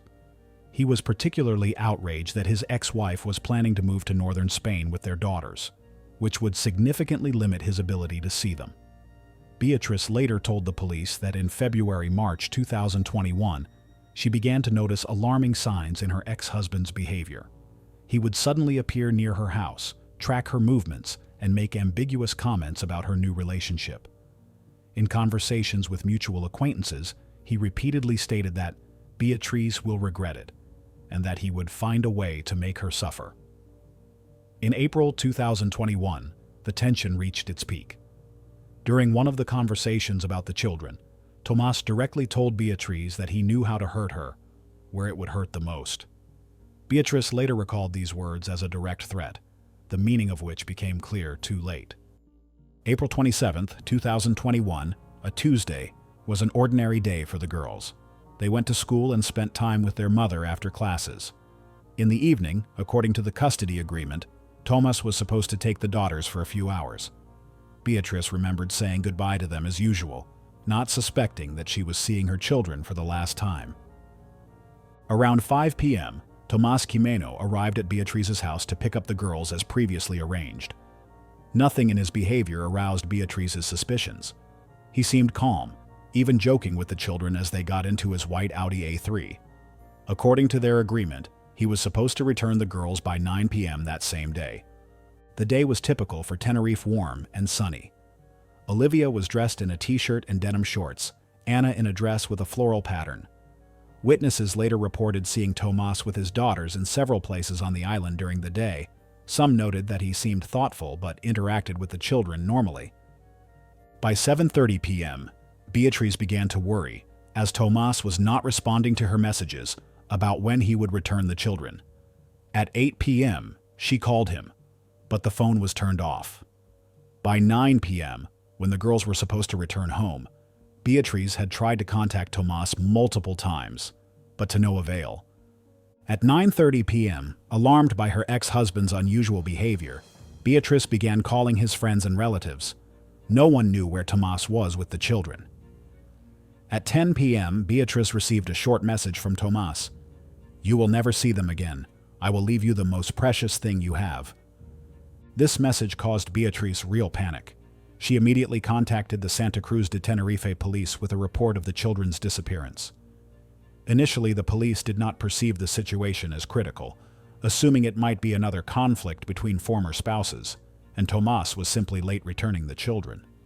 However, later that night, Beatrice received another message from Tomas, in which he said goodbye to her and wrote that, "You will never speak to me or them again." By that time, the police had already begun an active search for Tomas and the children, as it became obvious that the situation was beyond the scope of a normal custody conflict. That night, no one yet suspected the scale of the tragedy that was unfolding on Tenerife. Only the subsequent days of investigation would reveal the horrifying truth about the events of April 27th. On the morning of April 28th, the Canary Islands police intensified the search for Tomas Gimeno and his two daughters. The standard protocol for searching for missing children was implemented, including checking all possible places on the island where they might be: relatives' homes, hospitals, favorite recreation spots. The first breakthrough in the investigation came on the afternoon of April 28th, when an empty boat belonging to Tomas was discovered at one of the piers in Santa Cruz. The boat was drifting uncontrolled, not far from the port. Traces of blood were found on board, which were later identified as belonging to Tomas. This discovery significantly changed the direction of the search operation. Witnesses from the port informed the police that they had seen Tomas on the evening of April 27th. He had returned to his boat several times, carrying heavy bags. The children were not seen with him at this time, which led investigators to fear the worst. A port worker who personally knew Tomas said that he had behaved unusually. He was silent, avoided direct contact, and refused offers of help with carrying things to the boat. As the investigation developed, investigators began to reconstruct Tomas's actions in the preceding days. They discovered that a week before the disappearance, he had purchased several heavy anchors at a local marine equipment store. It also became known that he had withdrawn a significant amount of money from his accounts. By the evening of April 28th, the kidnapping of the children had received extensive coverage in the Spanish media. Beatriz made an emotional appeal to the public, pleading for help in finding her daughters. Tenerife residents organized volunteer search groups that combed the island in hopes of finding any traces of the missing children. On April 29th, police discovered Tomas's car, parked near the port. Children's belongings and toys were found in the car, confirming that the girls had been with their father until his arrival at the port. A portable child car seat, presumably belonging to the younger Anna, was found near the vehicle. By this time, it had already become clear that Tomas was acting according to a pre-planned plan. Analysis of his phone conversations and messages in the weeks before the disappearance showed that he had systematically expressed intention to punish Beatriz. In one message to his friend, he wrote, "I know how to make her truly suffer. She will understand what it means to lose the most precious thing." By the third day of searching, it became obvious that the hope of finding the girls alive was rapidly fading. The investigation focused on the waters around the island, and specialized marine units of the Spanish Civil Guard were brought in to aid the search. As the investigation deepened, a picture of a carefully planned crime emerged before the investigators. Examination of Tomas's financial transactions showed that 2 weeks before the disappearance, he had methodically begun closing his bank accounts and transferring money to anonymous cards. He had also sold part of his property at reduced prices, clearly rushing to obtain cash. In a garage that Tomas rented separately from his residence, police discovered materials indicating preparation for a crime. Recently acquired fishing weights, ropes, and other items were stored there, which were presumed to be used for weighing down certain objects when submerged in the sea. Analysis of Tomas's mobile phone showed that in the days before the disappearance, he had searched online for information about sea depths around Tenerife and how currents carry objects away from shore. These search queries, dated mid-April, confirmed the version of a premeditated crime. Particularly disturbing for investigators was the discovery of Tomas's suicide note. In it, he explained his actions as revenge on Beatriz for destroying the family and taking the children away from him. The note was found in his house and dated April 27th, the day of the disappearance. In it, Tomas wrote that he could not live without the children, but would not allow Beatriz to be happy with them either. He directly indicated that he was taking the children with him to a place from which there is no return. In addition to the note, farewell messages sent by Tomas to his parents were discovered. In them, he asked forgiveness for his act, but claimed that he saw no other way out. Tomas's parents, who lived on the mainland of Spain, told police that in recent months, their son had become increasingly depressed and embittered, often talking about how Beatriz had stolen his children from him. By April 30th, the investigation had focused on searches in the ocean. Port surveillance camera recordings confirmed that on the evening of April 27th, Tomas had taken his boat to sea at approximately 7:30 p.m. and returned to the pier around 11:30 p.m. According to expert estimates, during this time he could have sailed a significant distance from shore, where the depth reaches several hundred meters. Meanwhile, forensic examination of the blood found on the boat showed that the blood belonged to Tomas. The traces suggested that he had probably inflicted a wound on himself, but not a fatal one. This, combined with the absence of his body, gave rise to the theory that after committing the crime, he might have attempted to stage his own death and escape. On May 5th, 8 days after the disappearance, a man's body was discovered on the southern shore of Tenerife. An examination confirmed that it was Tomas Gimeno. The autopsy showed that the cause of death was drowning, and traces of sedatives were found in his system. This discovery confirmed the investigators' worst fears. Tomas had likely carried out his plan and then committed suicide. With the discovery of Tomas's body, the the investigation entered a new phase. Now the main task was to search for the children, whom, it was presumed, the father had drowned in the sea before committing suicide. The scale of the search operation was unprecedented for the Canary Islands. Specialized marine units of the Civil Guard, Coast Guard, and volunteers from among local fishermen and boat owners were involved in the search. The main difficulty was that the presumed search area was huge. Analysis of the movement of Tomas's boat, based on data from his mobile phone and eyewitness testimonies, made it possible to approximately determine the zone where the children's bodies might be located. However, in this area, the sea depth reached 1,000 to 1,500 meters, which significantly complicated the search operation. On May 8th, the specialized oceanographic vessel Angeles Alvarinho, equipped with advanced technologies for deep-sea research, joined the search. The vessel was equipped with an underwater robot capable of diving to great depths and transmitting images of the seabed. This was the only such ship at the disposal of the Spanish authorities, and its involvement in the search emphasized the importance of the operation. The search operation was complicated not only by the depth, but also by the features of the seabed in this area. It presented a complex relief with numerous crevices and underwater volcanic formations, which made systematic searching difficult. Work continued around the clock. The team of the Angeles Alvarinho methodically investigated square by square, based on data about the last location of Tomas's boat.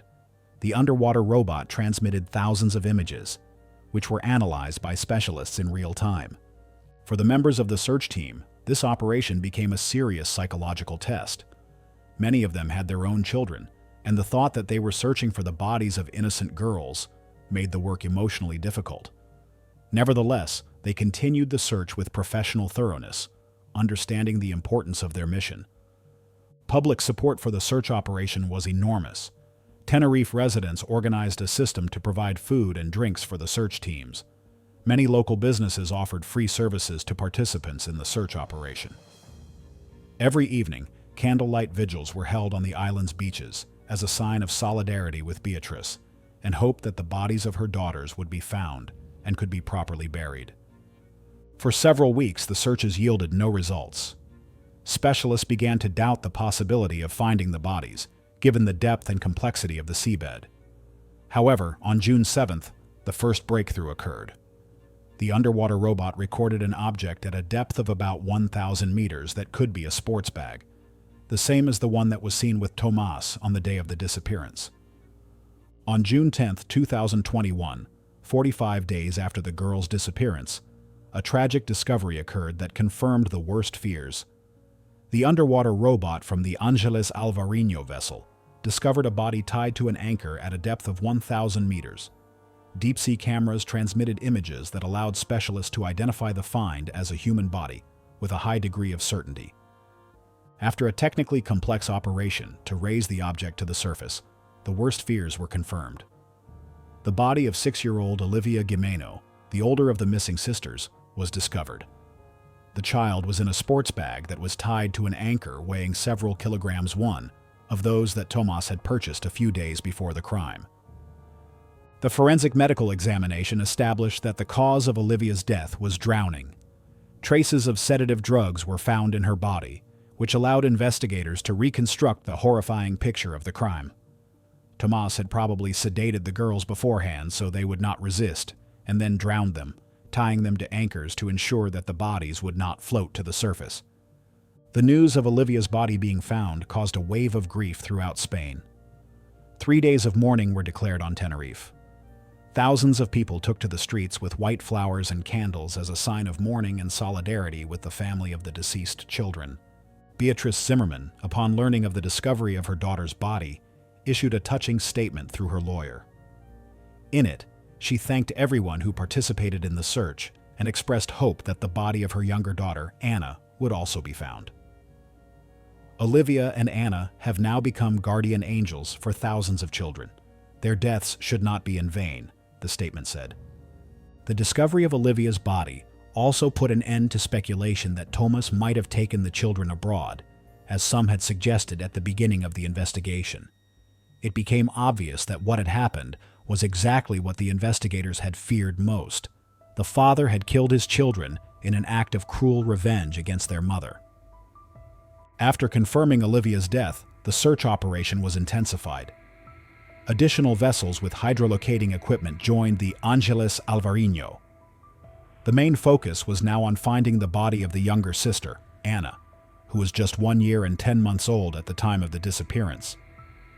In the following days, the underwater robot discovered another bag on the seabed, also tied to an anchor, but when it was raised, it turned out to be empty.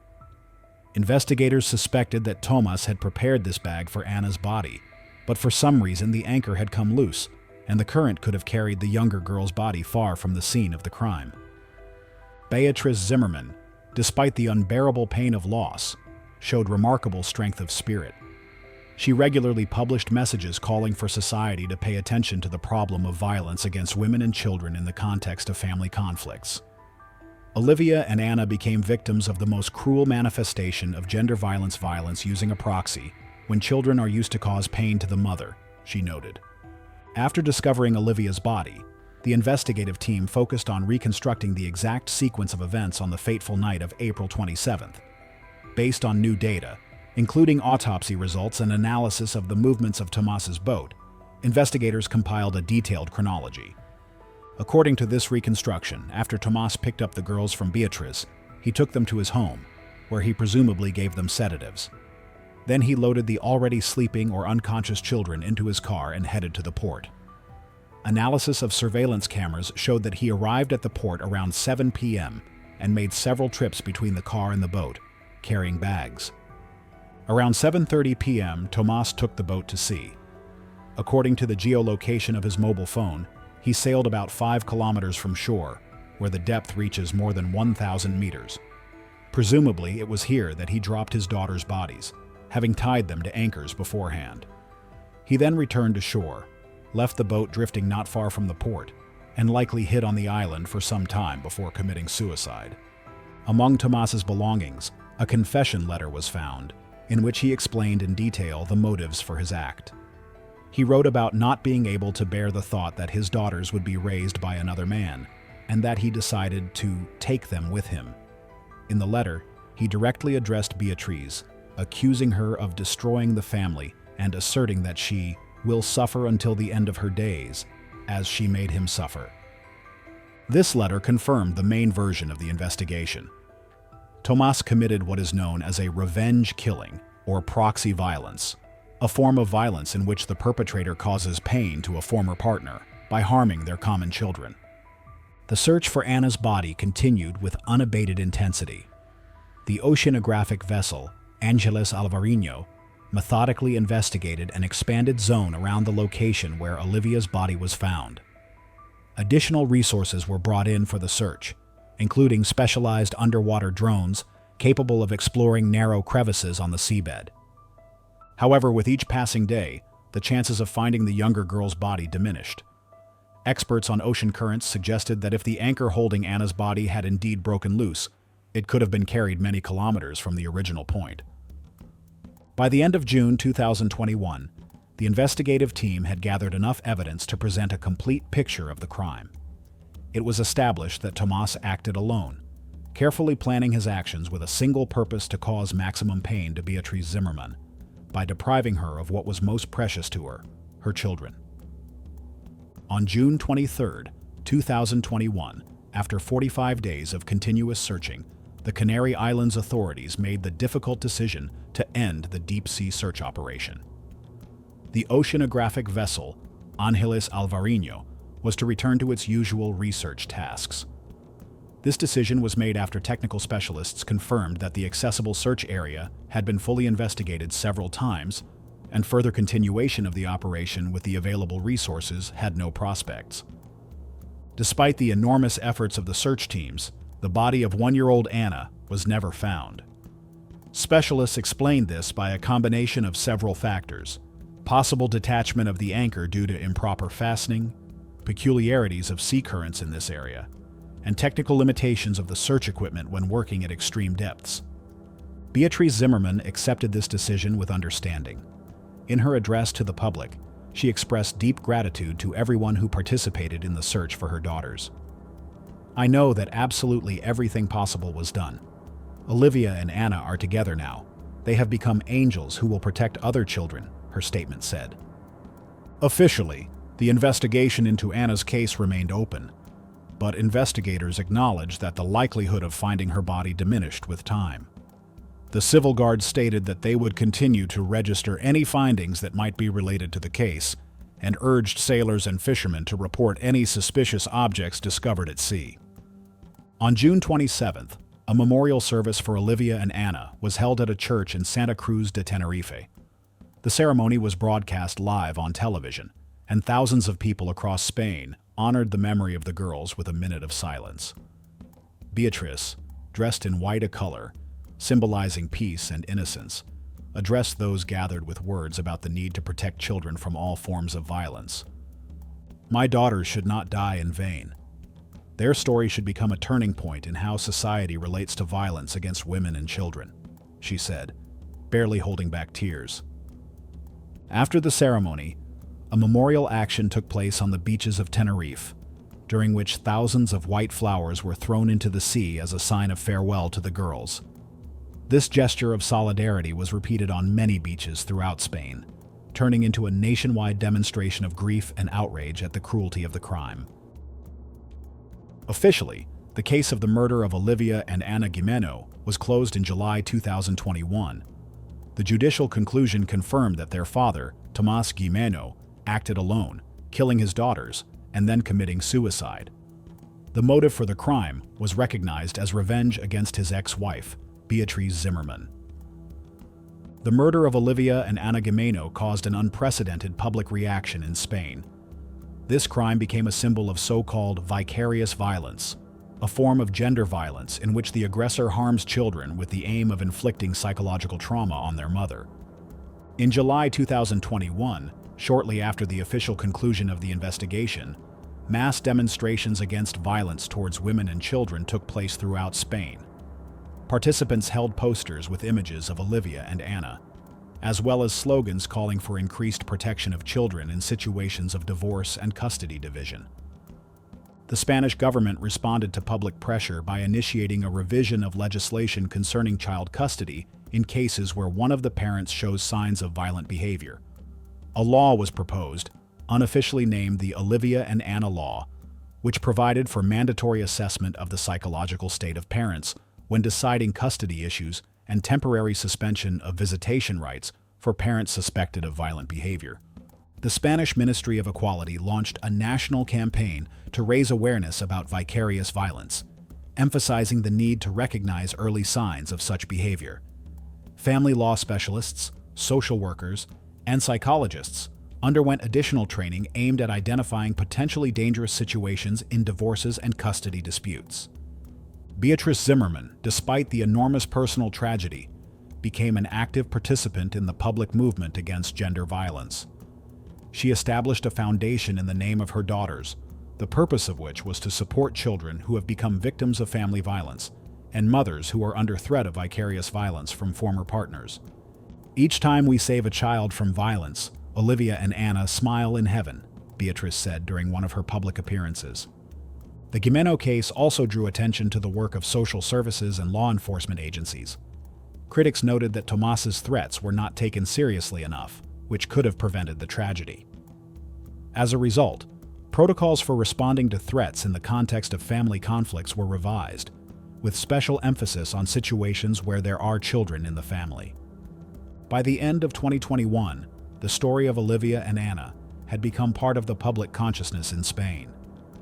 Their names were mentioned in debates about child protection, gender violence, and reform of the custody system. The tragedy on Tenerife transformed from a private case into a powerful symbol of the need for social and legislative changes. The case of Anna and Olivia Gimeno became the subject of in-depth analysis by experts in psychology, criminology, and gender violence. Specialists noted that this crime was a classic, although particularly cruel example of vicarious violence, also known as proxy violence. Psychologists who studied Tomás Gimeno's behavior before committing the crime identified a number of alarming signs that could have been recognized in advance. His obsession with control, inability to accept separation, direct and indirect threats to cause pain to his ex-wife, where it would hurt her the most. All these were classic markers of potentially dangerous behavior. A particularly important aspect of this case was society's realization that infanticide can be an extreme form of violence against women. In his suicide note, Tomas directly indicated that the murder of the children was for him a way to punish Beatrice by depriving her of the most valuable thing in her life. This was not an act of love for the children or a desire to protect them, as is sometimes claimed in similar cases. This was an act of pure revenge, experts noted in their analyses. Criminologists emphasized the careful planning of the crime, indicating the deliberate nature of Tomas's actions. The acquisition of anchors, the search for information about sea depths, financial manipulations. All this testified that this was not an impulsive act, but a cold-bloodedly planned murder.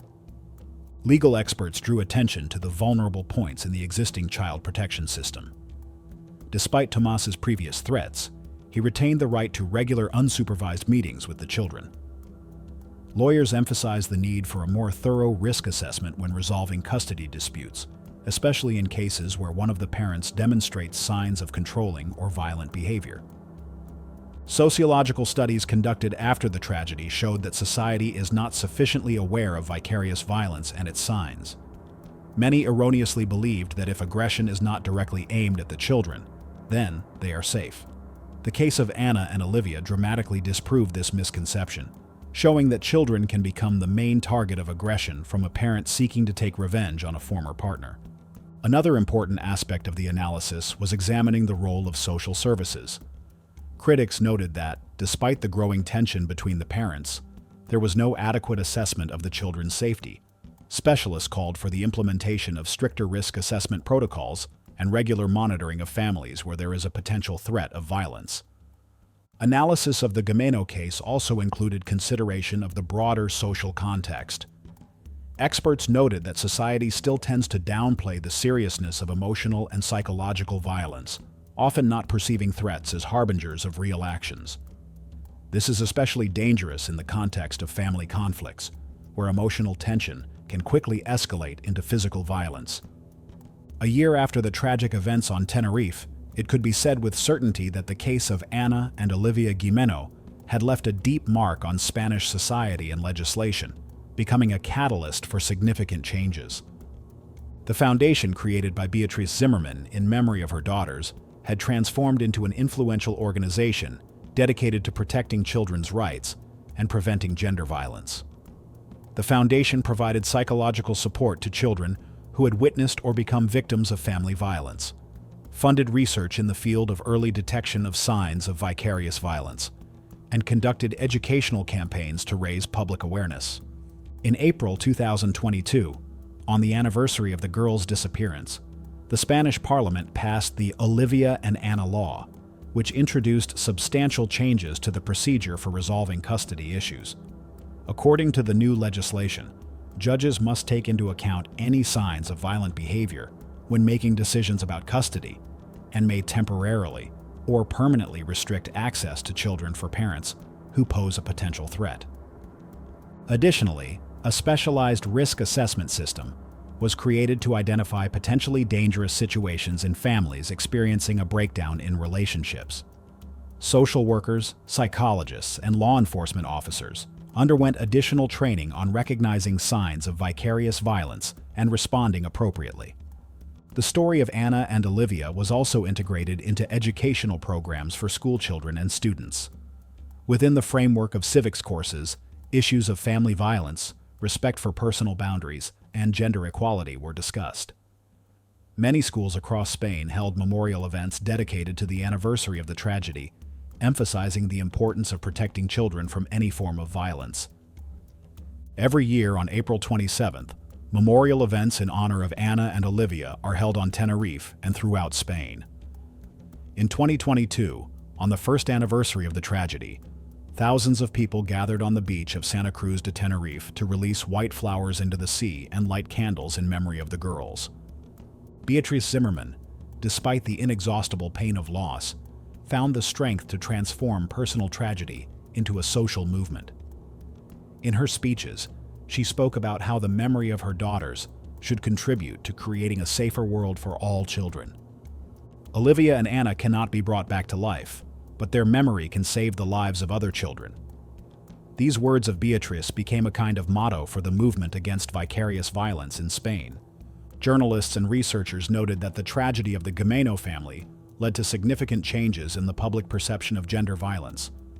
If previously such cases were often viewed as private family conflicts, now they are recognized as a serious social problem requiring a systematic approach to prevention and early detection. The legacy of Anna and Olivia Gimeno is not only pain and memory, but also concrete changes in legislation, social services, and public consciousness aimed at protecting the most vulnerable members of society, children. Their story, with all its tragedy, became a turning point in Spanish society, a reminder of the need for vigilance, compassion, and decisive action to prevent similar tragedies in the future.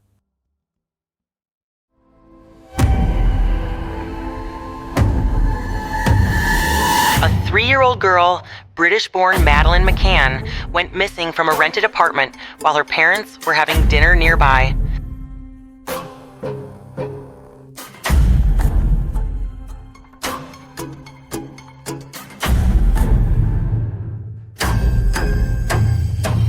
The disappearance of a child is always disturbing, but this case has become an international sensation.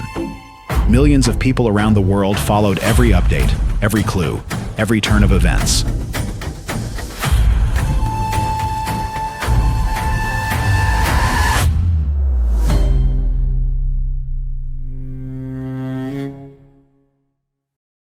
Kate and Jerry McCann met in 1993 in Glasgow, where they both worked as doctors. Jerry, born in 1968, specialized in cardiology, while Kate, born in 1967, worked as a general practitioner and later focused on anesthesiology. The couple married in 1998 after 5 years of dating. After several years of trying to conceive and undergoing IVF procedures, their long-awaited daughter, Madeleine Beth McCann, was born on May 12, 2003. The girl was born healthy, with a distinctive feature in her right eye, a coloboma of the iris, which caused her pupil to have an unusual shape, resembling a black slit at the bottom of the iris. The McCann's family life was going well. After Madeleine's birth, they moved to a 2-story house in the small town of Rothley in Leicestershire. 2 years later, in February 2005, the couple had twins, Sean and Amelie. By the time of her disappearance, Madeleine was a cheerful, active child who loved playing with her younger brother and sister, enjoyed swimming, and attended preschool. She was known for being sociable, having a bright personality, and being curious. Family videos and photographs captured Madeleine smiling, indicating a happy childhood in a loving family. In early 2007, the McCann family led an ordinary middle-class life in the United Kingdom. Both parents continued working as doctors, balancing their careers with raising 3 children. Nothing foreshadowed the tragedy that would forever change their lives. In spring 2007, Kate and Jerry McCann, along with 3 other family friends, planned a joint vacation in Portugal. The group of 9 adults, later dubbed the Tapas 9 by the press, included David and Fiona Payne with their 2 children, Jane Tanner and Russell O'Brien with their 2 daughters, and Matthew and Rachel Oldfield with 1 child. All of them, like the McCanns, were highly educated middle-aged professionals. For their vacation, they chose the Ocean Club Resort in the small coastal town of Praia da Luz in southern Portugal, located in the Algarve, a popular tourist region. The resort offered apartments for families with children, kids clubs, swimming pools, and restaurants. On April 27, 2007, the McCann family arrived with their children in Praia da Luz. They were given apartment 5A on the first floor of a 2-story building on Rua Agostinho da Silva. The apartment was located on the corner of the building, with doors and windows facing both the street and the resort grounds. Importantly, the back sliding door of the apartment leading to the terrace was easily accessible from the street. The Ocean Club Resort offered nanny and childcare services, but the McCanns and their friends decided to organize their own system for checking on the children. They had dinner every evening at the Tapas restaurant, located approximately 50 meters from the apartments, across the swimming pool. From this point, the adults could not directly see their apartments due to shrubbery and a wall. During their stay at the resort, the group established a certain daily routine. In the morning, they would have breakfast. Then the children would attend a kids' club while the adults engaged in sports or relaxed by the pool. After lunch, parents would pick up their children and spend time together. In the evening, after putting the children to bed around 7:30, the adults would meet for dinner at the Tapas restaurant around 8:30. During dinner, the parents would take turns checking on the sleeping children every 30 minutes. This system had been established from the first day of the vacation and worked without incidents until the fateful evening of May 3rd. May 3rd, 2007, began as a typical vacation day for the McCann family. The morning and day proceeded according to the established routine. Madeline, along with her brother and sister, attended the kids' club, played by the pool, and around 2:30 in the afternoon, the family returned to their apartment for rest. In the late afternoon, Kate and the children stayed in the room while Jerry played tennis. Around 5:30, the children visited the evening playground, and then the whole family returned to apartment 5A around 6 o'clock. Kate bathed the children, after which they had dinner and prepared for bed. Kate and Jerry read the children a story and put them to bed at approximately 7:30. Madeline slept in the children's room on her bed, with the twins in their cribs next to her. After this, the parents showered and changed for dinner. Around 8:30, Jerry and Kate left the apartment through the sliding glass door on the back terrace, which, according to them, they left locked from the inside. They also locked the front door. They headed to the Tapas restaurant, where they met with their other 7 friends. The first check on the children was performed by Jerry McCann around 9:05. He entered the apartment through the front door using a key and made sure all 3 children were asleep. According to him, he noticed that the door to the children's room was open wider than when they had left, but he didn't think much of it.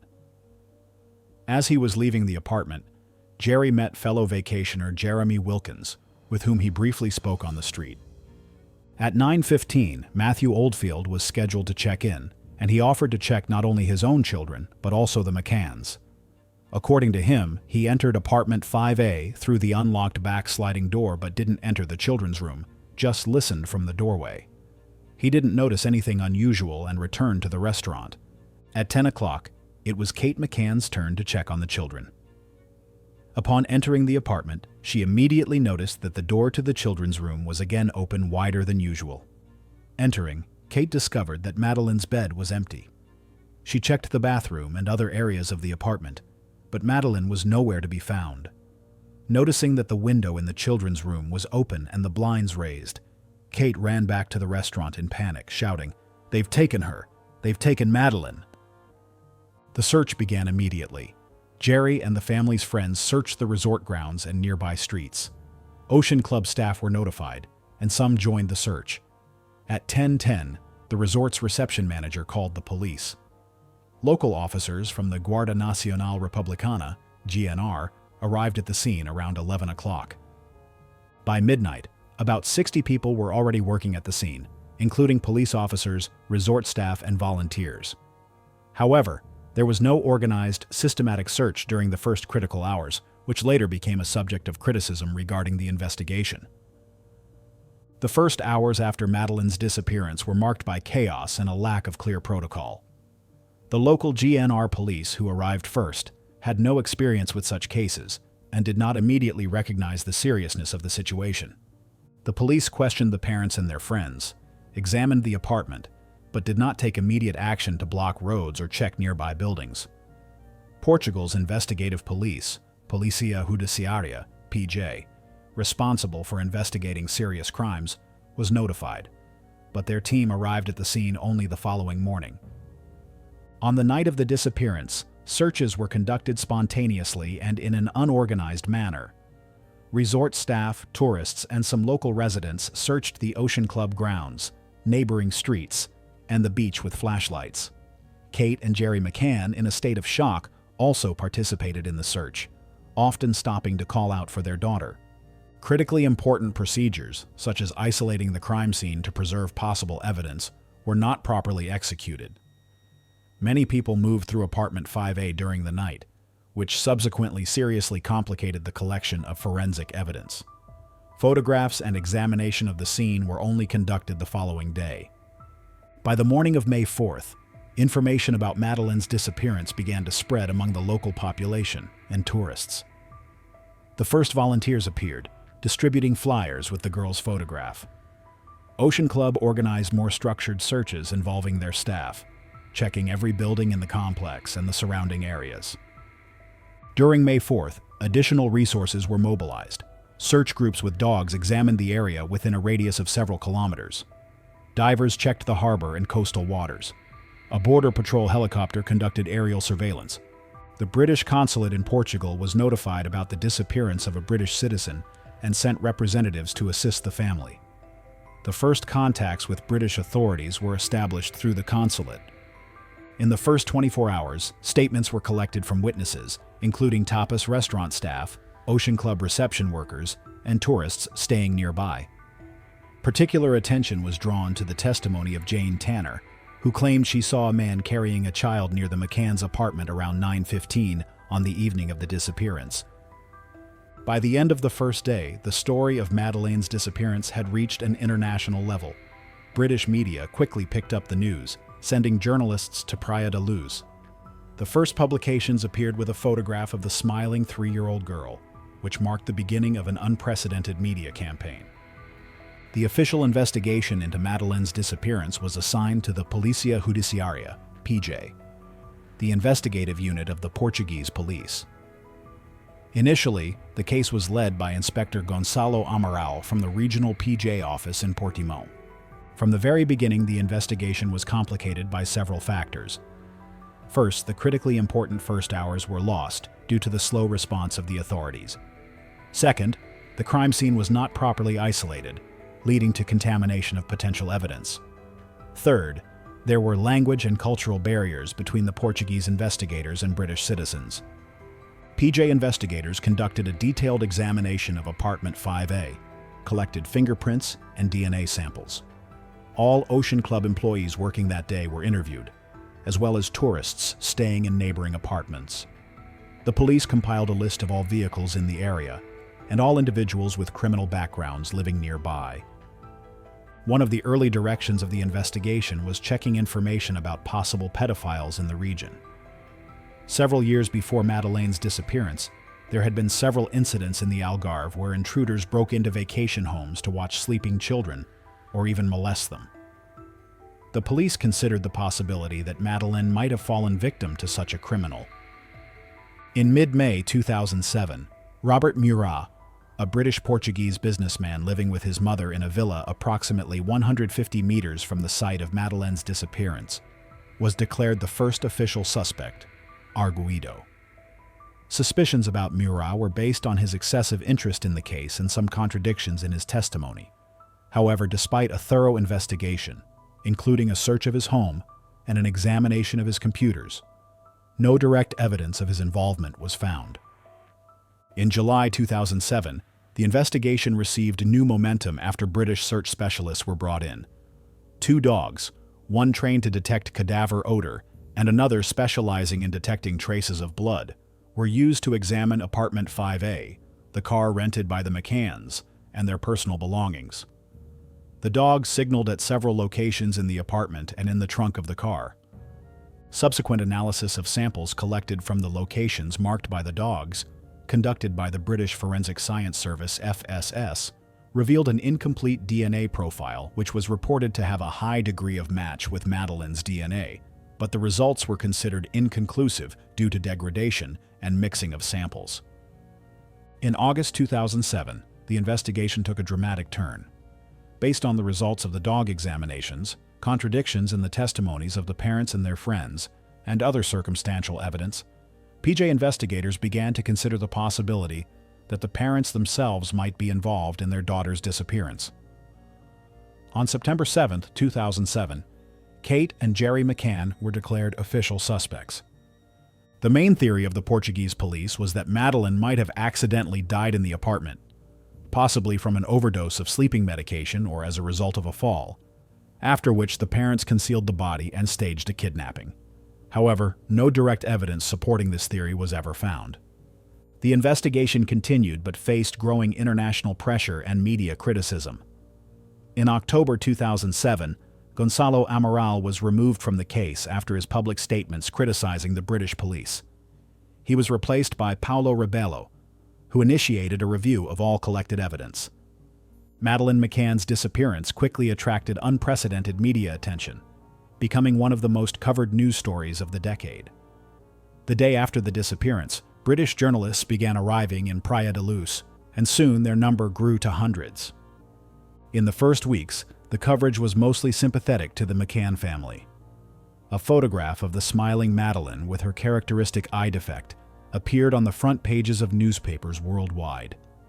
Kate and Jerry actively engaged with the press, understanding that media coverage could help in the search for their daughter. To organize the search campaign, the Find Madeleine Fund was created on May 15, 2007. The fund raised significant resources to finance searches, an information campaign, and private investigations. Many celebrities, including J.K. Rowling, Richard Branson, and David Beckham, supported the fund and called on the public to help. The Find Madeleine campaign received unprecedented international support. Posters with the girl's image were distributed throughout Europe and beyond. Information stands were set up at airports and train stations. Soccer players, musicians, and other celebrities called for help in the search. Pope Benedict XVI even blessed a photograph of Madeleine during an audience with the McCanns. However, by the end of summer 2007, the tone of media coverage began to change, especially after Kate and Jerry were named as suspects. British tabloids, which had previously supported the family, now published speculative articles implying their guilt. Some publications went so far as to directly accuse the McCanns of involvement in their daughter's death. This led to one of the most dramatic examples of media harassment in the history of the British press. Kate and Jerry became the objects of daily attacks based on leaks, half-truths, and outright fabrications. In 2008, some of the most aggressive tabloids, including the Express and Star, were forced to publish apologies and pay significant sums as compensation for defamation. In the Portuguese media, coverage also took a negative turn regarding the McCanns. Substantial cultural differences in the perception of the case were evident in how Portuguese and British journalists interpreted the same facts. Portuguese public opinion was generally more skeptical of the abduction version and more receptive to the official line of investigation by the local police. The Madeleine McCann case became a prime example of both the positive and negative influence of the media on an investigation. On one hand, international coverage helped spread information about the missing girl and attract resources to the search. On the other hand, media pressure, leaks, and speculation seriously hampered the work of investigators and had a devastating impact on the family and witnesses. Over the years of the Madeleine McCann investigation, the circle of suspects expanded, narrowed, and changed. Some figures remained at the center of attention for a long time, while others appeared and disappeared from the investigators' radar. The first official suspect was Robert Murat, a British-Portuguese citizen living near the Ocean Club. Murat attracted attention by actively showing interest in the investigation and offering his services as a translator to the police and journalists. On May 14, 2007, he was detained and questioned. His house was searched, and his computers were seized for examination. Suspicions regarding Murat were based largely on the testimony of Jane Tanner and the suspicions of journalist Laurie Campbell, who noticed his strange behavior. However, despite an intensive investigation, no direct evidence of Murat's involvement in Madeleine's disappearance was found. In July 2008, his status as a suspect was officially lifted, and later he successfully sued several British newspapers for defamation. Other early suspects were Sergei Paulo Ribeiro and Marcelo Rodriguez, two local residents with mental health issues who were seen by some witnesses in the Ocean Club area on the night of the disappearance. Both were questioned and excluded from the list of suspects due to lack of evidence. A turning point in the investigation came when Kate and Jerry McCann were declared official suspects on September 7, 2007. This decision by the Portuguese police was based on several circumstantial pieces of evidence. The sniffer dog data, some inconsistencies in the Tapas 9 testimonies, the absence of clear signs of break-in at the apartment, and the inconclusive results of DNA analysis from the car. The theory of PJ investigators suggested that Madeleine might have accidentally died in the apartment, possibly from an overdose of sedatives that the parents might have given her to sleep, or as a result of a fall, after which the parents concealed the body and staged a kidnapping. However, no direct evidence supporting this theory was ever found, and in July 2008, the McCann's status as suspects was lifted. In subsequent years, the investigation repeatedly returned to examining various persons of interest spotted in the Praia da Luz area during the period of the disappearance. Particular attention was paid to reports of men who were allegedly observing the McCann's apartment in the days preceding the disappearance, as well as a series of burglaries in tourist apartments in the region that occurred around the same time. In 2013, during Operation Grange conducted by Scotland Yard, a new theory was put forward. Madeleine might have been the victim of a planned burglary that escalated into an abduction. The police published composite portraits of several men whom witnesses had seen in the Ocean Club area on May 3, 2007, and called on the public to help identify them. Between 2014 and 2017, Portuguese and British police questioned more than 600 people, including former Ocean Club employees, individuals with criminal backgrounds living in the area, and potential witnesses. However, these efforts did not lead to a breakthrough in the investigation. Forensic evidence played a central but controversial role in the investigation of the Madeleine McCann case. The collection and interpretation of this evidence became the subject of disputes among experts and criticism from the media. A key problem was that the forensic examination of Apartment 5A was conducted only 24 hours after the disappearance. During this time, dozens of people had passed through the apartment, including parents, friends, resort staff, police officers, and volunteers, which significantly complicated the identification of significant clues. The initial examination of the crime scene revealed several important details. It was discovered that the window shutter in the room where the children slept had been raised, and the window was partially open. However, no fingerprints were found on the frame or shutter except those belonging to Kate McCann, which cast doubt on the version of entry through the window. Fingerprints collected in the apartment mainly belonged to the residents, service personnel, and police officers. No fingerprints that could be linked to an unidentified perpetrator were found. A turning point in the collection of forensic evidence came with the use of specially trained sniffer dogs from the United Kingdom in late July 2007. Martin Grime, an experienced dog handler, brought 2 dogs. Eddie, trained to find the scent of corpses, and Keela, specializing in detecting traces of blood. The dogs examined Apartment 5A, the McCann's car, rented by them 25 days after the disappearance, their personal belongings, and the residence of other suspects. In the apartment, Eddie signaled at several locations: behind the sofa in the living room, in the parents' bedroom, in the garden, and on Kate's clothing. Keela marked some of the same spots in the area around the window in the children's room. In the trunk of the rented car, both dogs also signaled. After the dog alerts, samples were taken from the marked areas for further DNA analysis at the British Forensic Science Service, FSS. The results were ambiguous. In samples taken from the apartment, 15 out of 19 of Madeleine's DNA markers were found, and in samples from the car trunk, 15 out of 37 markers. These results were not considered conclusive due to the small quantity and degradation of the material. The interpretation of this evidence became a subject of serious disagreement. Portuguese investigators believed that the dog's reactions, combined with the incomplete DNA matches, indicated the possibility of Madeleine's death in the apartment and subsequent movement of the body in the car.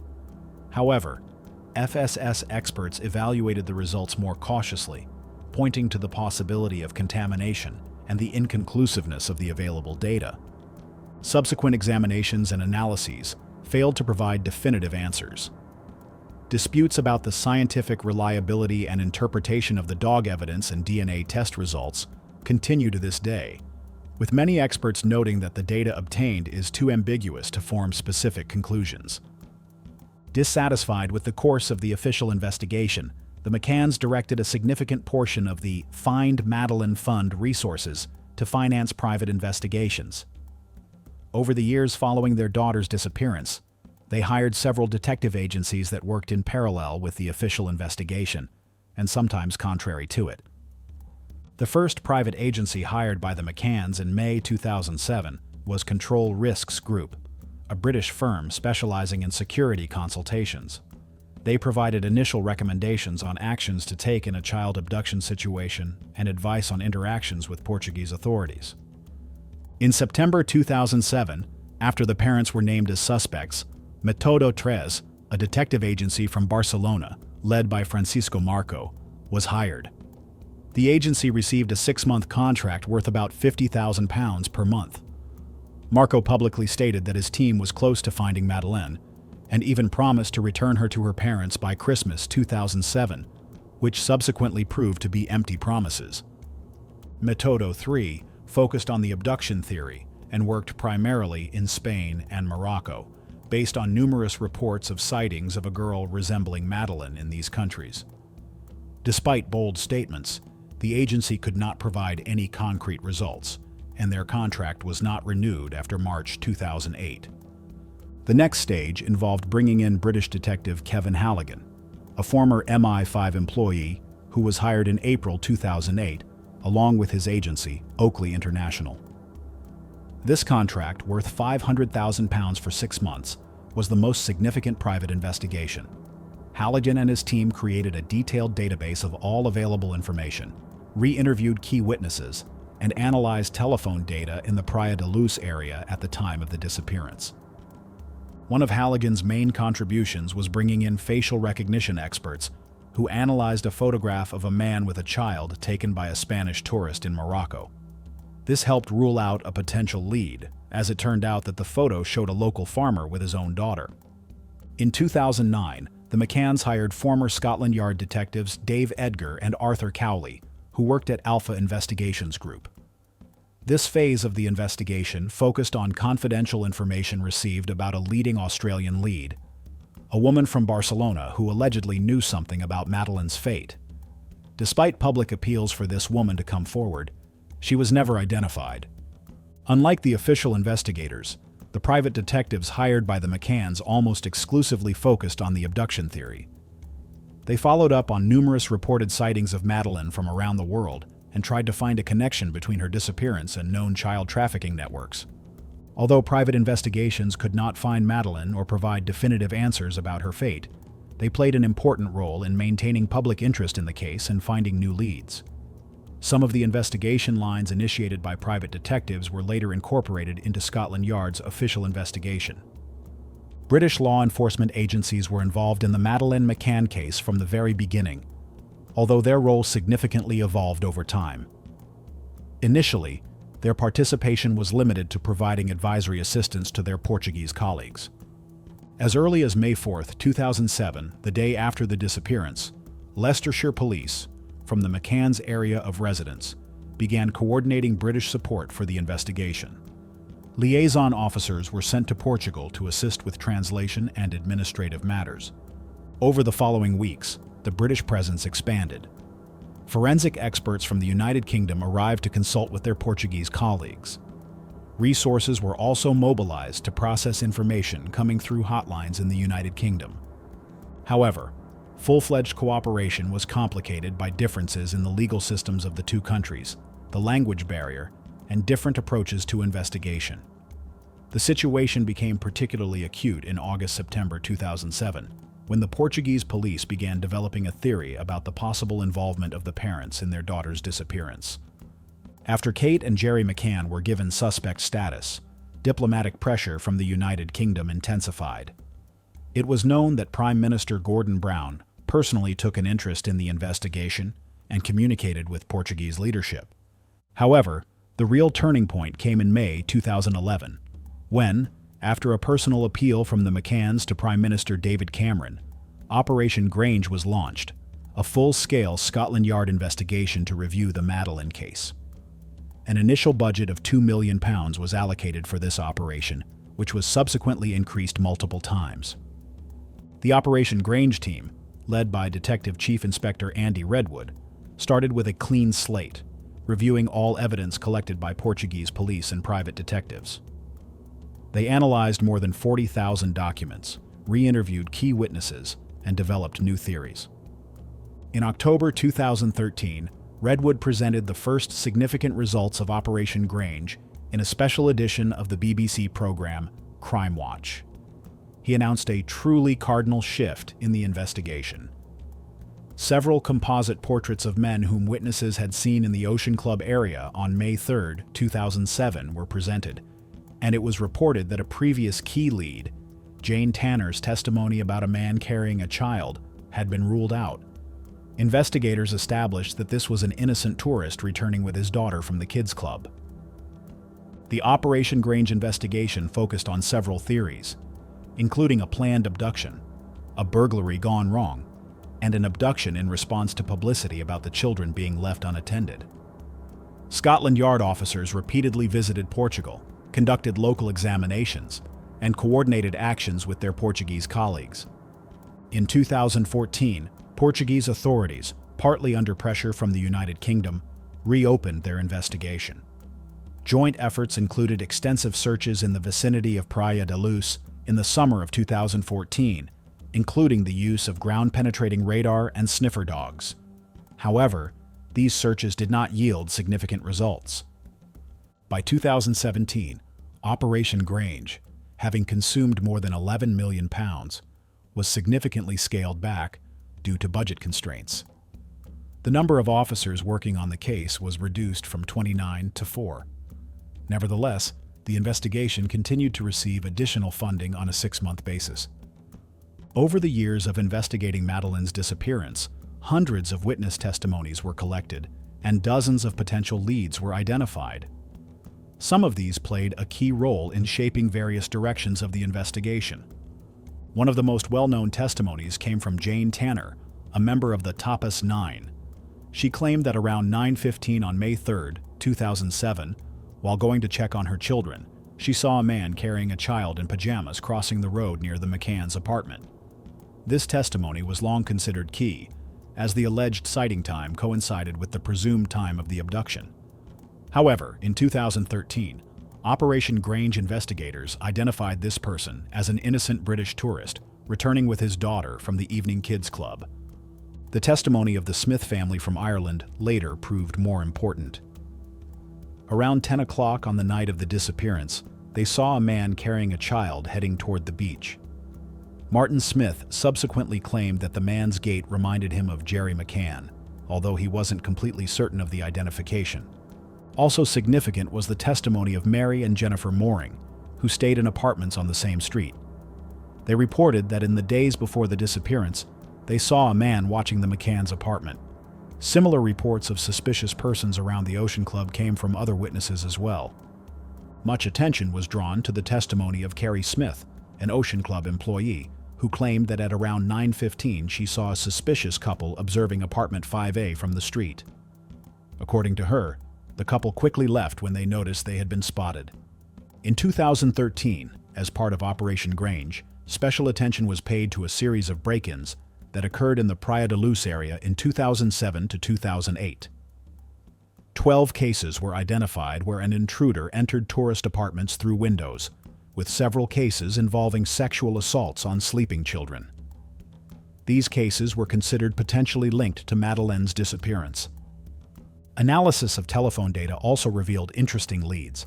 Scotland Yard discovered that an increased number of calls between several mobile phones was recorded in the Ocean Club area on the night of the disappearance. These phones belonged to individuals who subsequently attracted the attention of investigators, including Christian Bruckner. An important aspect of the investigation was the timeline analysis of events. According to testimonies, Madeleine was seen alive at the kids' club at 5:30. Jerry confirms that he saw her sleeping during his check at 9:05. At 10 o'clock, Kate discovered that her daughter was missing. Thus, the time window for the abduction was approximately 55 minutes, from 9:05 to 10 o'clock. This period became the focus for collecting and analyzing witness testimonies. Many of the key testimonies and leads contained contradictions or were subject to problems with human memory and perception. For example, descriptions of suspicious persons often differed in details, and the temporal sequence of events was difficult to reconstruct due to discrepancies in witness testimonies. In June 2020, the investigation took an unexpected turn when German police and prosecutors publicly announced a new main suspect, 43-year-old German citizen Christian Bruckner, who was already serving a prison sentence in Germany for other crimes. Bruckner had a long history of criminal behavior, including sexual crimes against children and numerous cases of burglary. From 1995 to 2007, he regularly lived and worked in the Praia da Luz area, engaging in various odd jobs, including restaurant service and allegedly breaking into tourist apartments to steal valuables. German investigators stated they had evidence that Bruckner was in the Ocean Club area on the night of Madeleine's disappearance. Phone data analysis showed that his mobile phone was registered to a cell tower serving the Praia da Luz area around the time when the girl disappeared. Of additional interest was Bruckner's vehicle, an old Volkswagen T3 Westphalia, in which he presumably could have transported the kidnapped child. This vehicle was transferred to a new owner shortly after Madeleine's disappearance. The German prosecution stated they had concrete evidence that Madeleine was dead, although this evidence was not publicly disclosed. Chief Prosecutor Hans Christian Wolters repeatedly stated that they were convinced of Bruckner's guilt, but acknowledged that the available evidence was not yet sufficient to bring charges for this specific crime. One of the key witnesses against Bruckner, his former friend Helga Busching, claimed that the suspect had hinted at his involvement in Madeleine's disappearance in a private conversation. According to Busching, during a video chat in 2008, Bruckner allegedly said, "She didn't scream," when Busching mentioned the McCann case.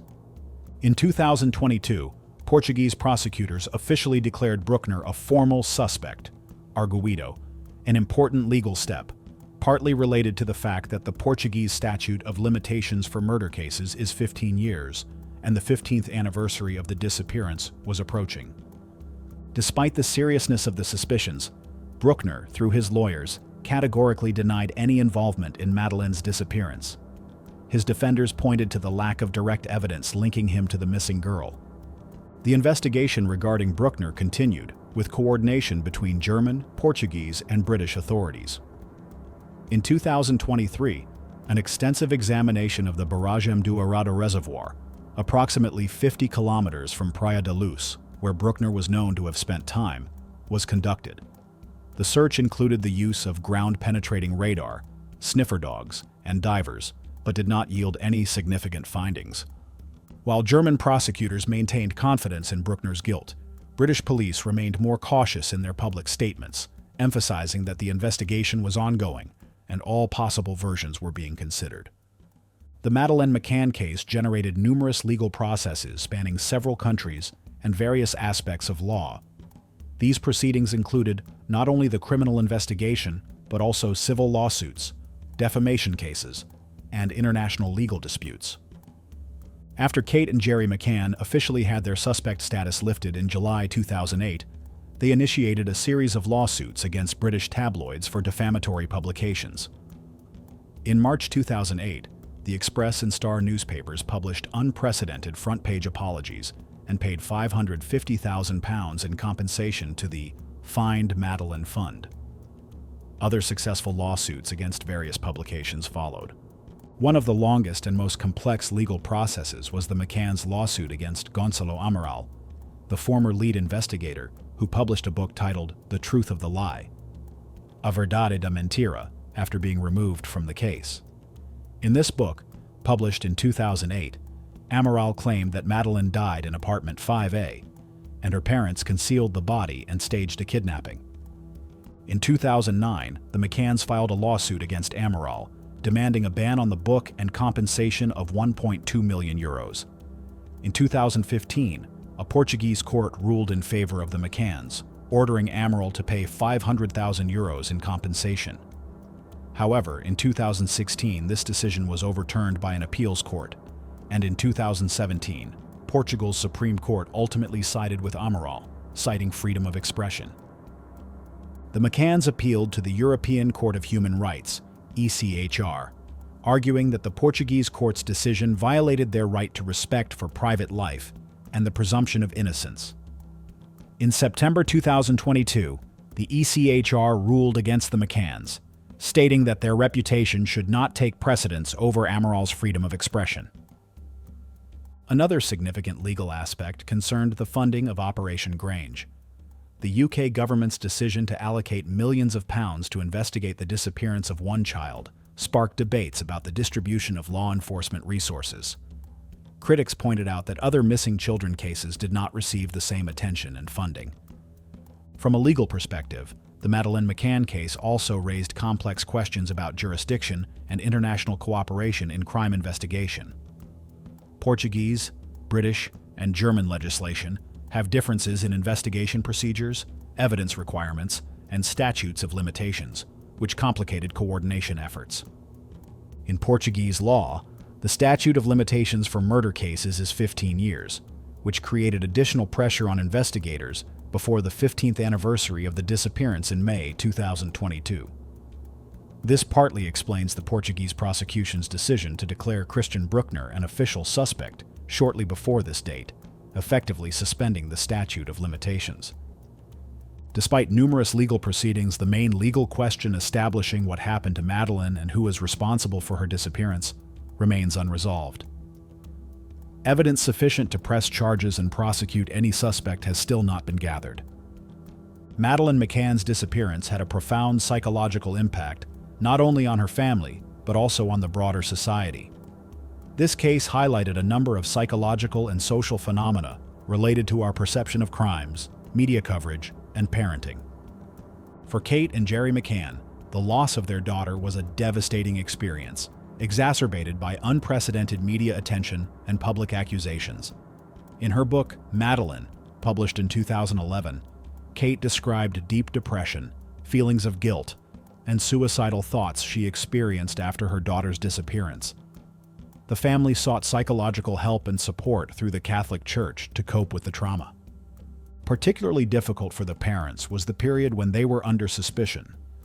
Kate described how they felt doubly punished, first by the loss of their daughter, and then by accusations of involvement in this loss.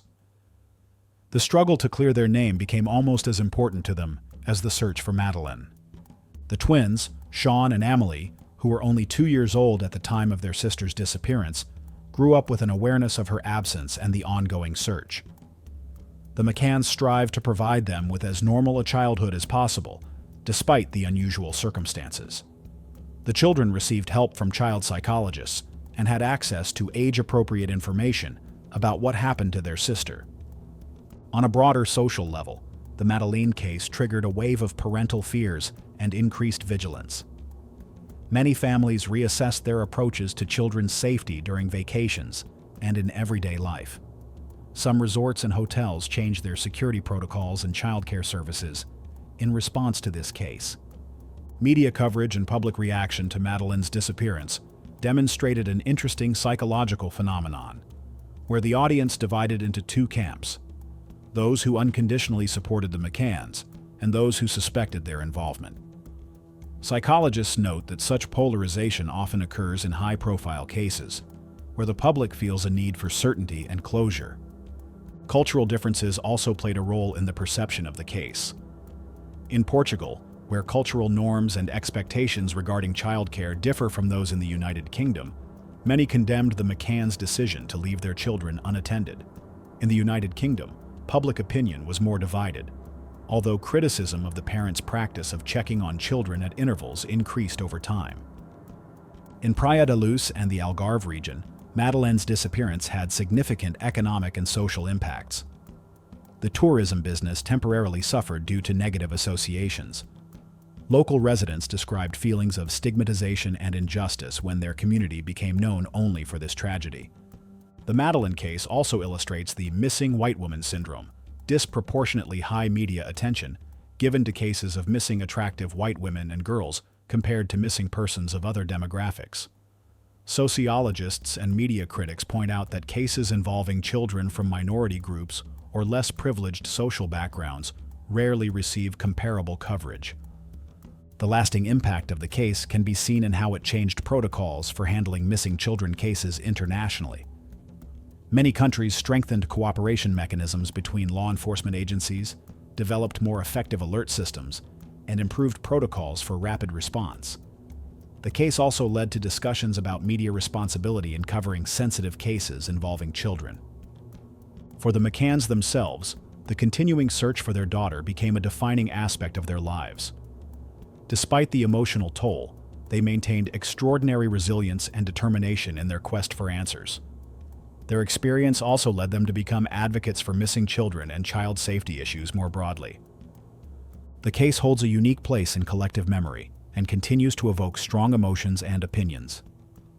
The inability to solve the mystery, despite enormous resources and attention, speaks to human limitations in the face of certain types of uncertainty and to our deep psychological need for resolution and answers, especially in cases involving the vulnerability of children.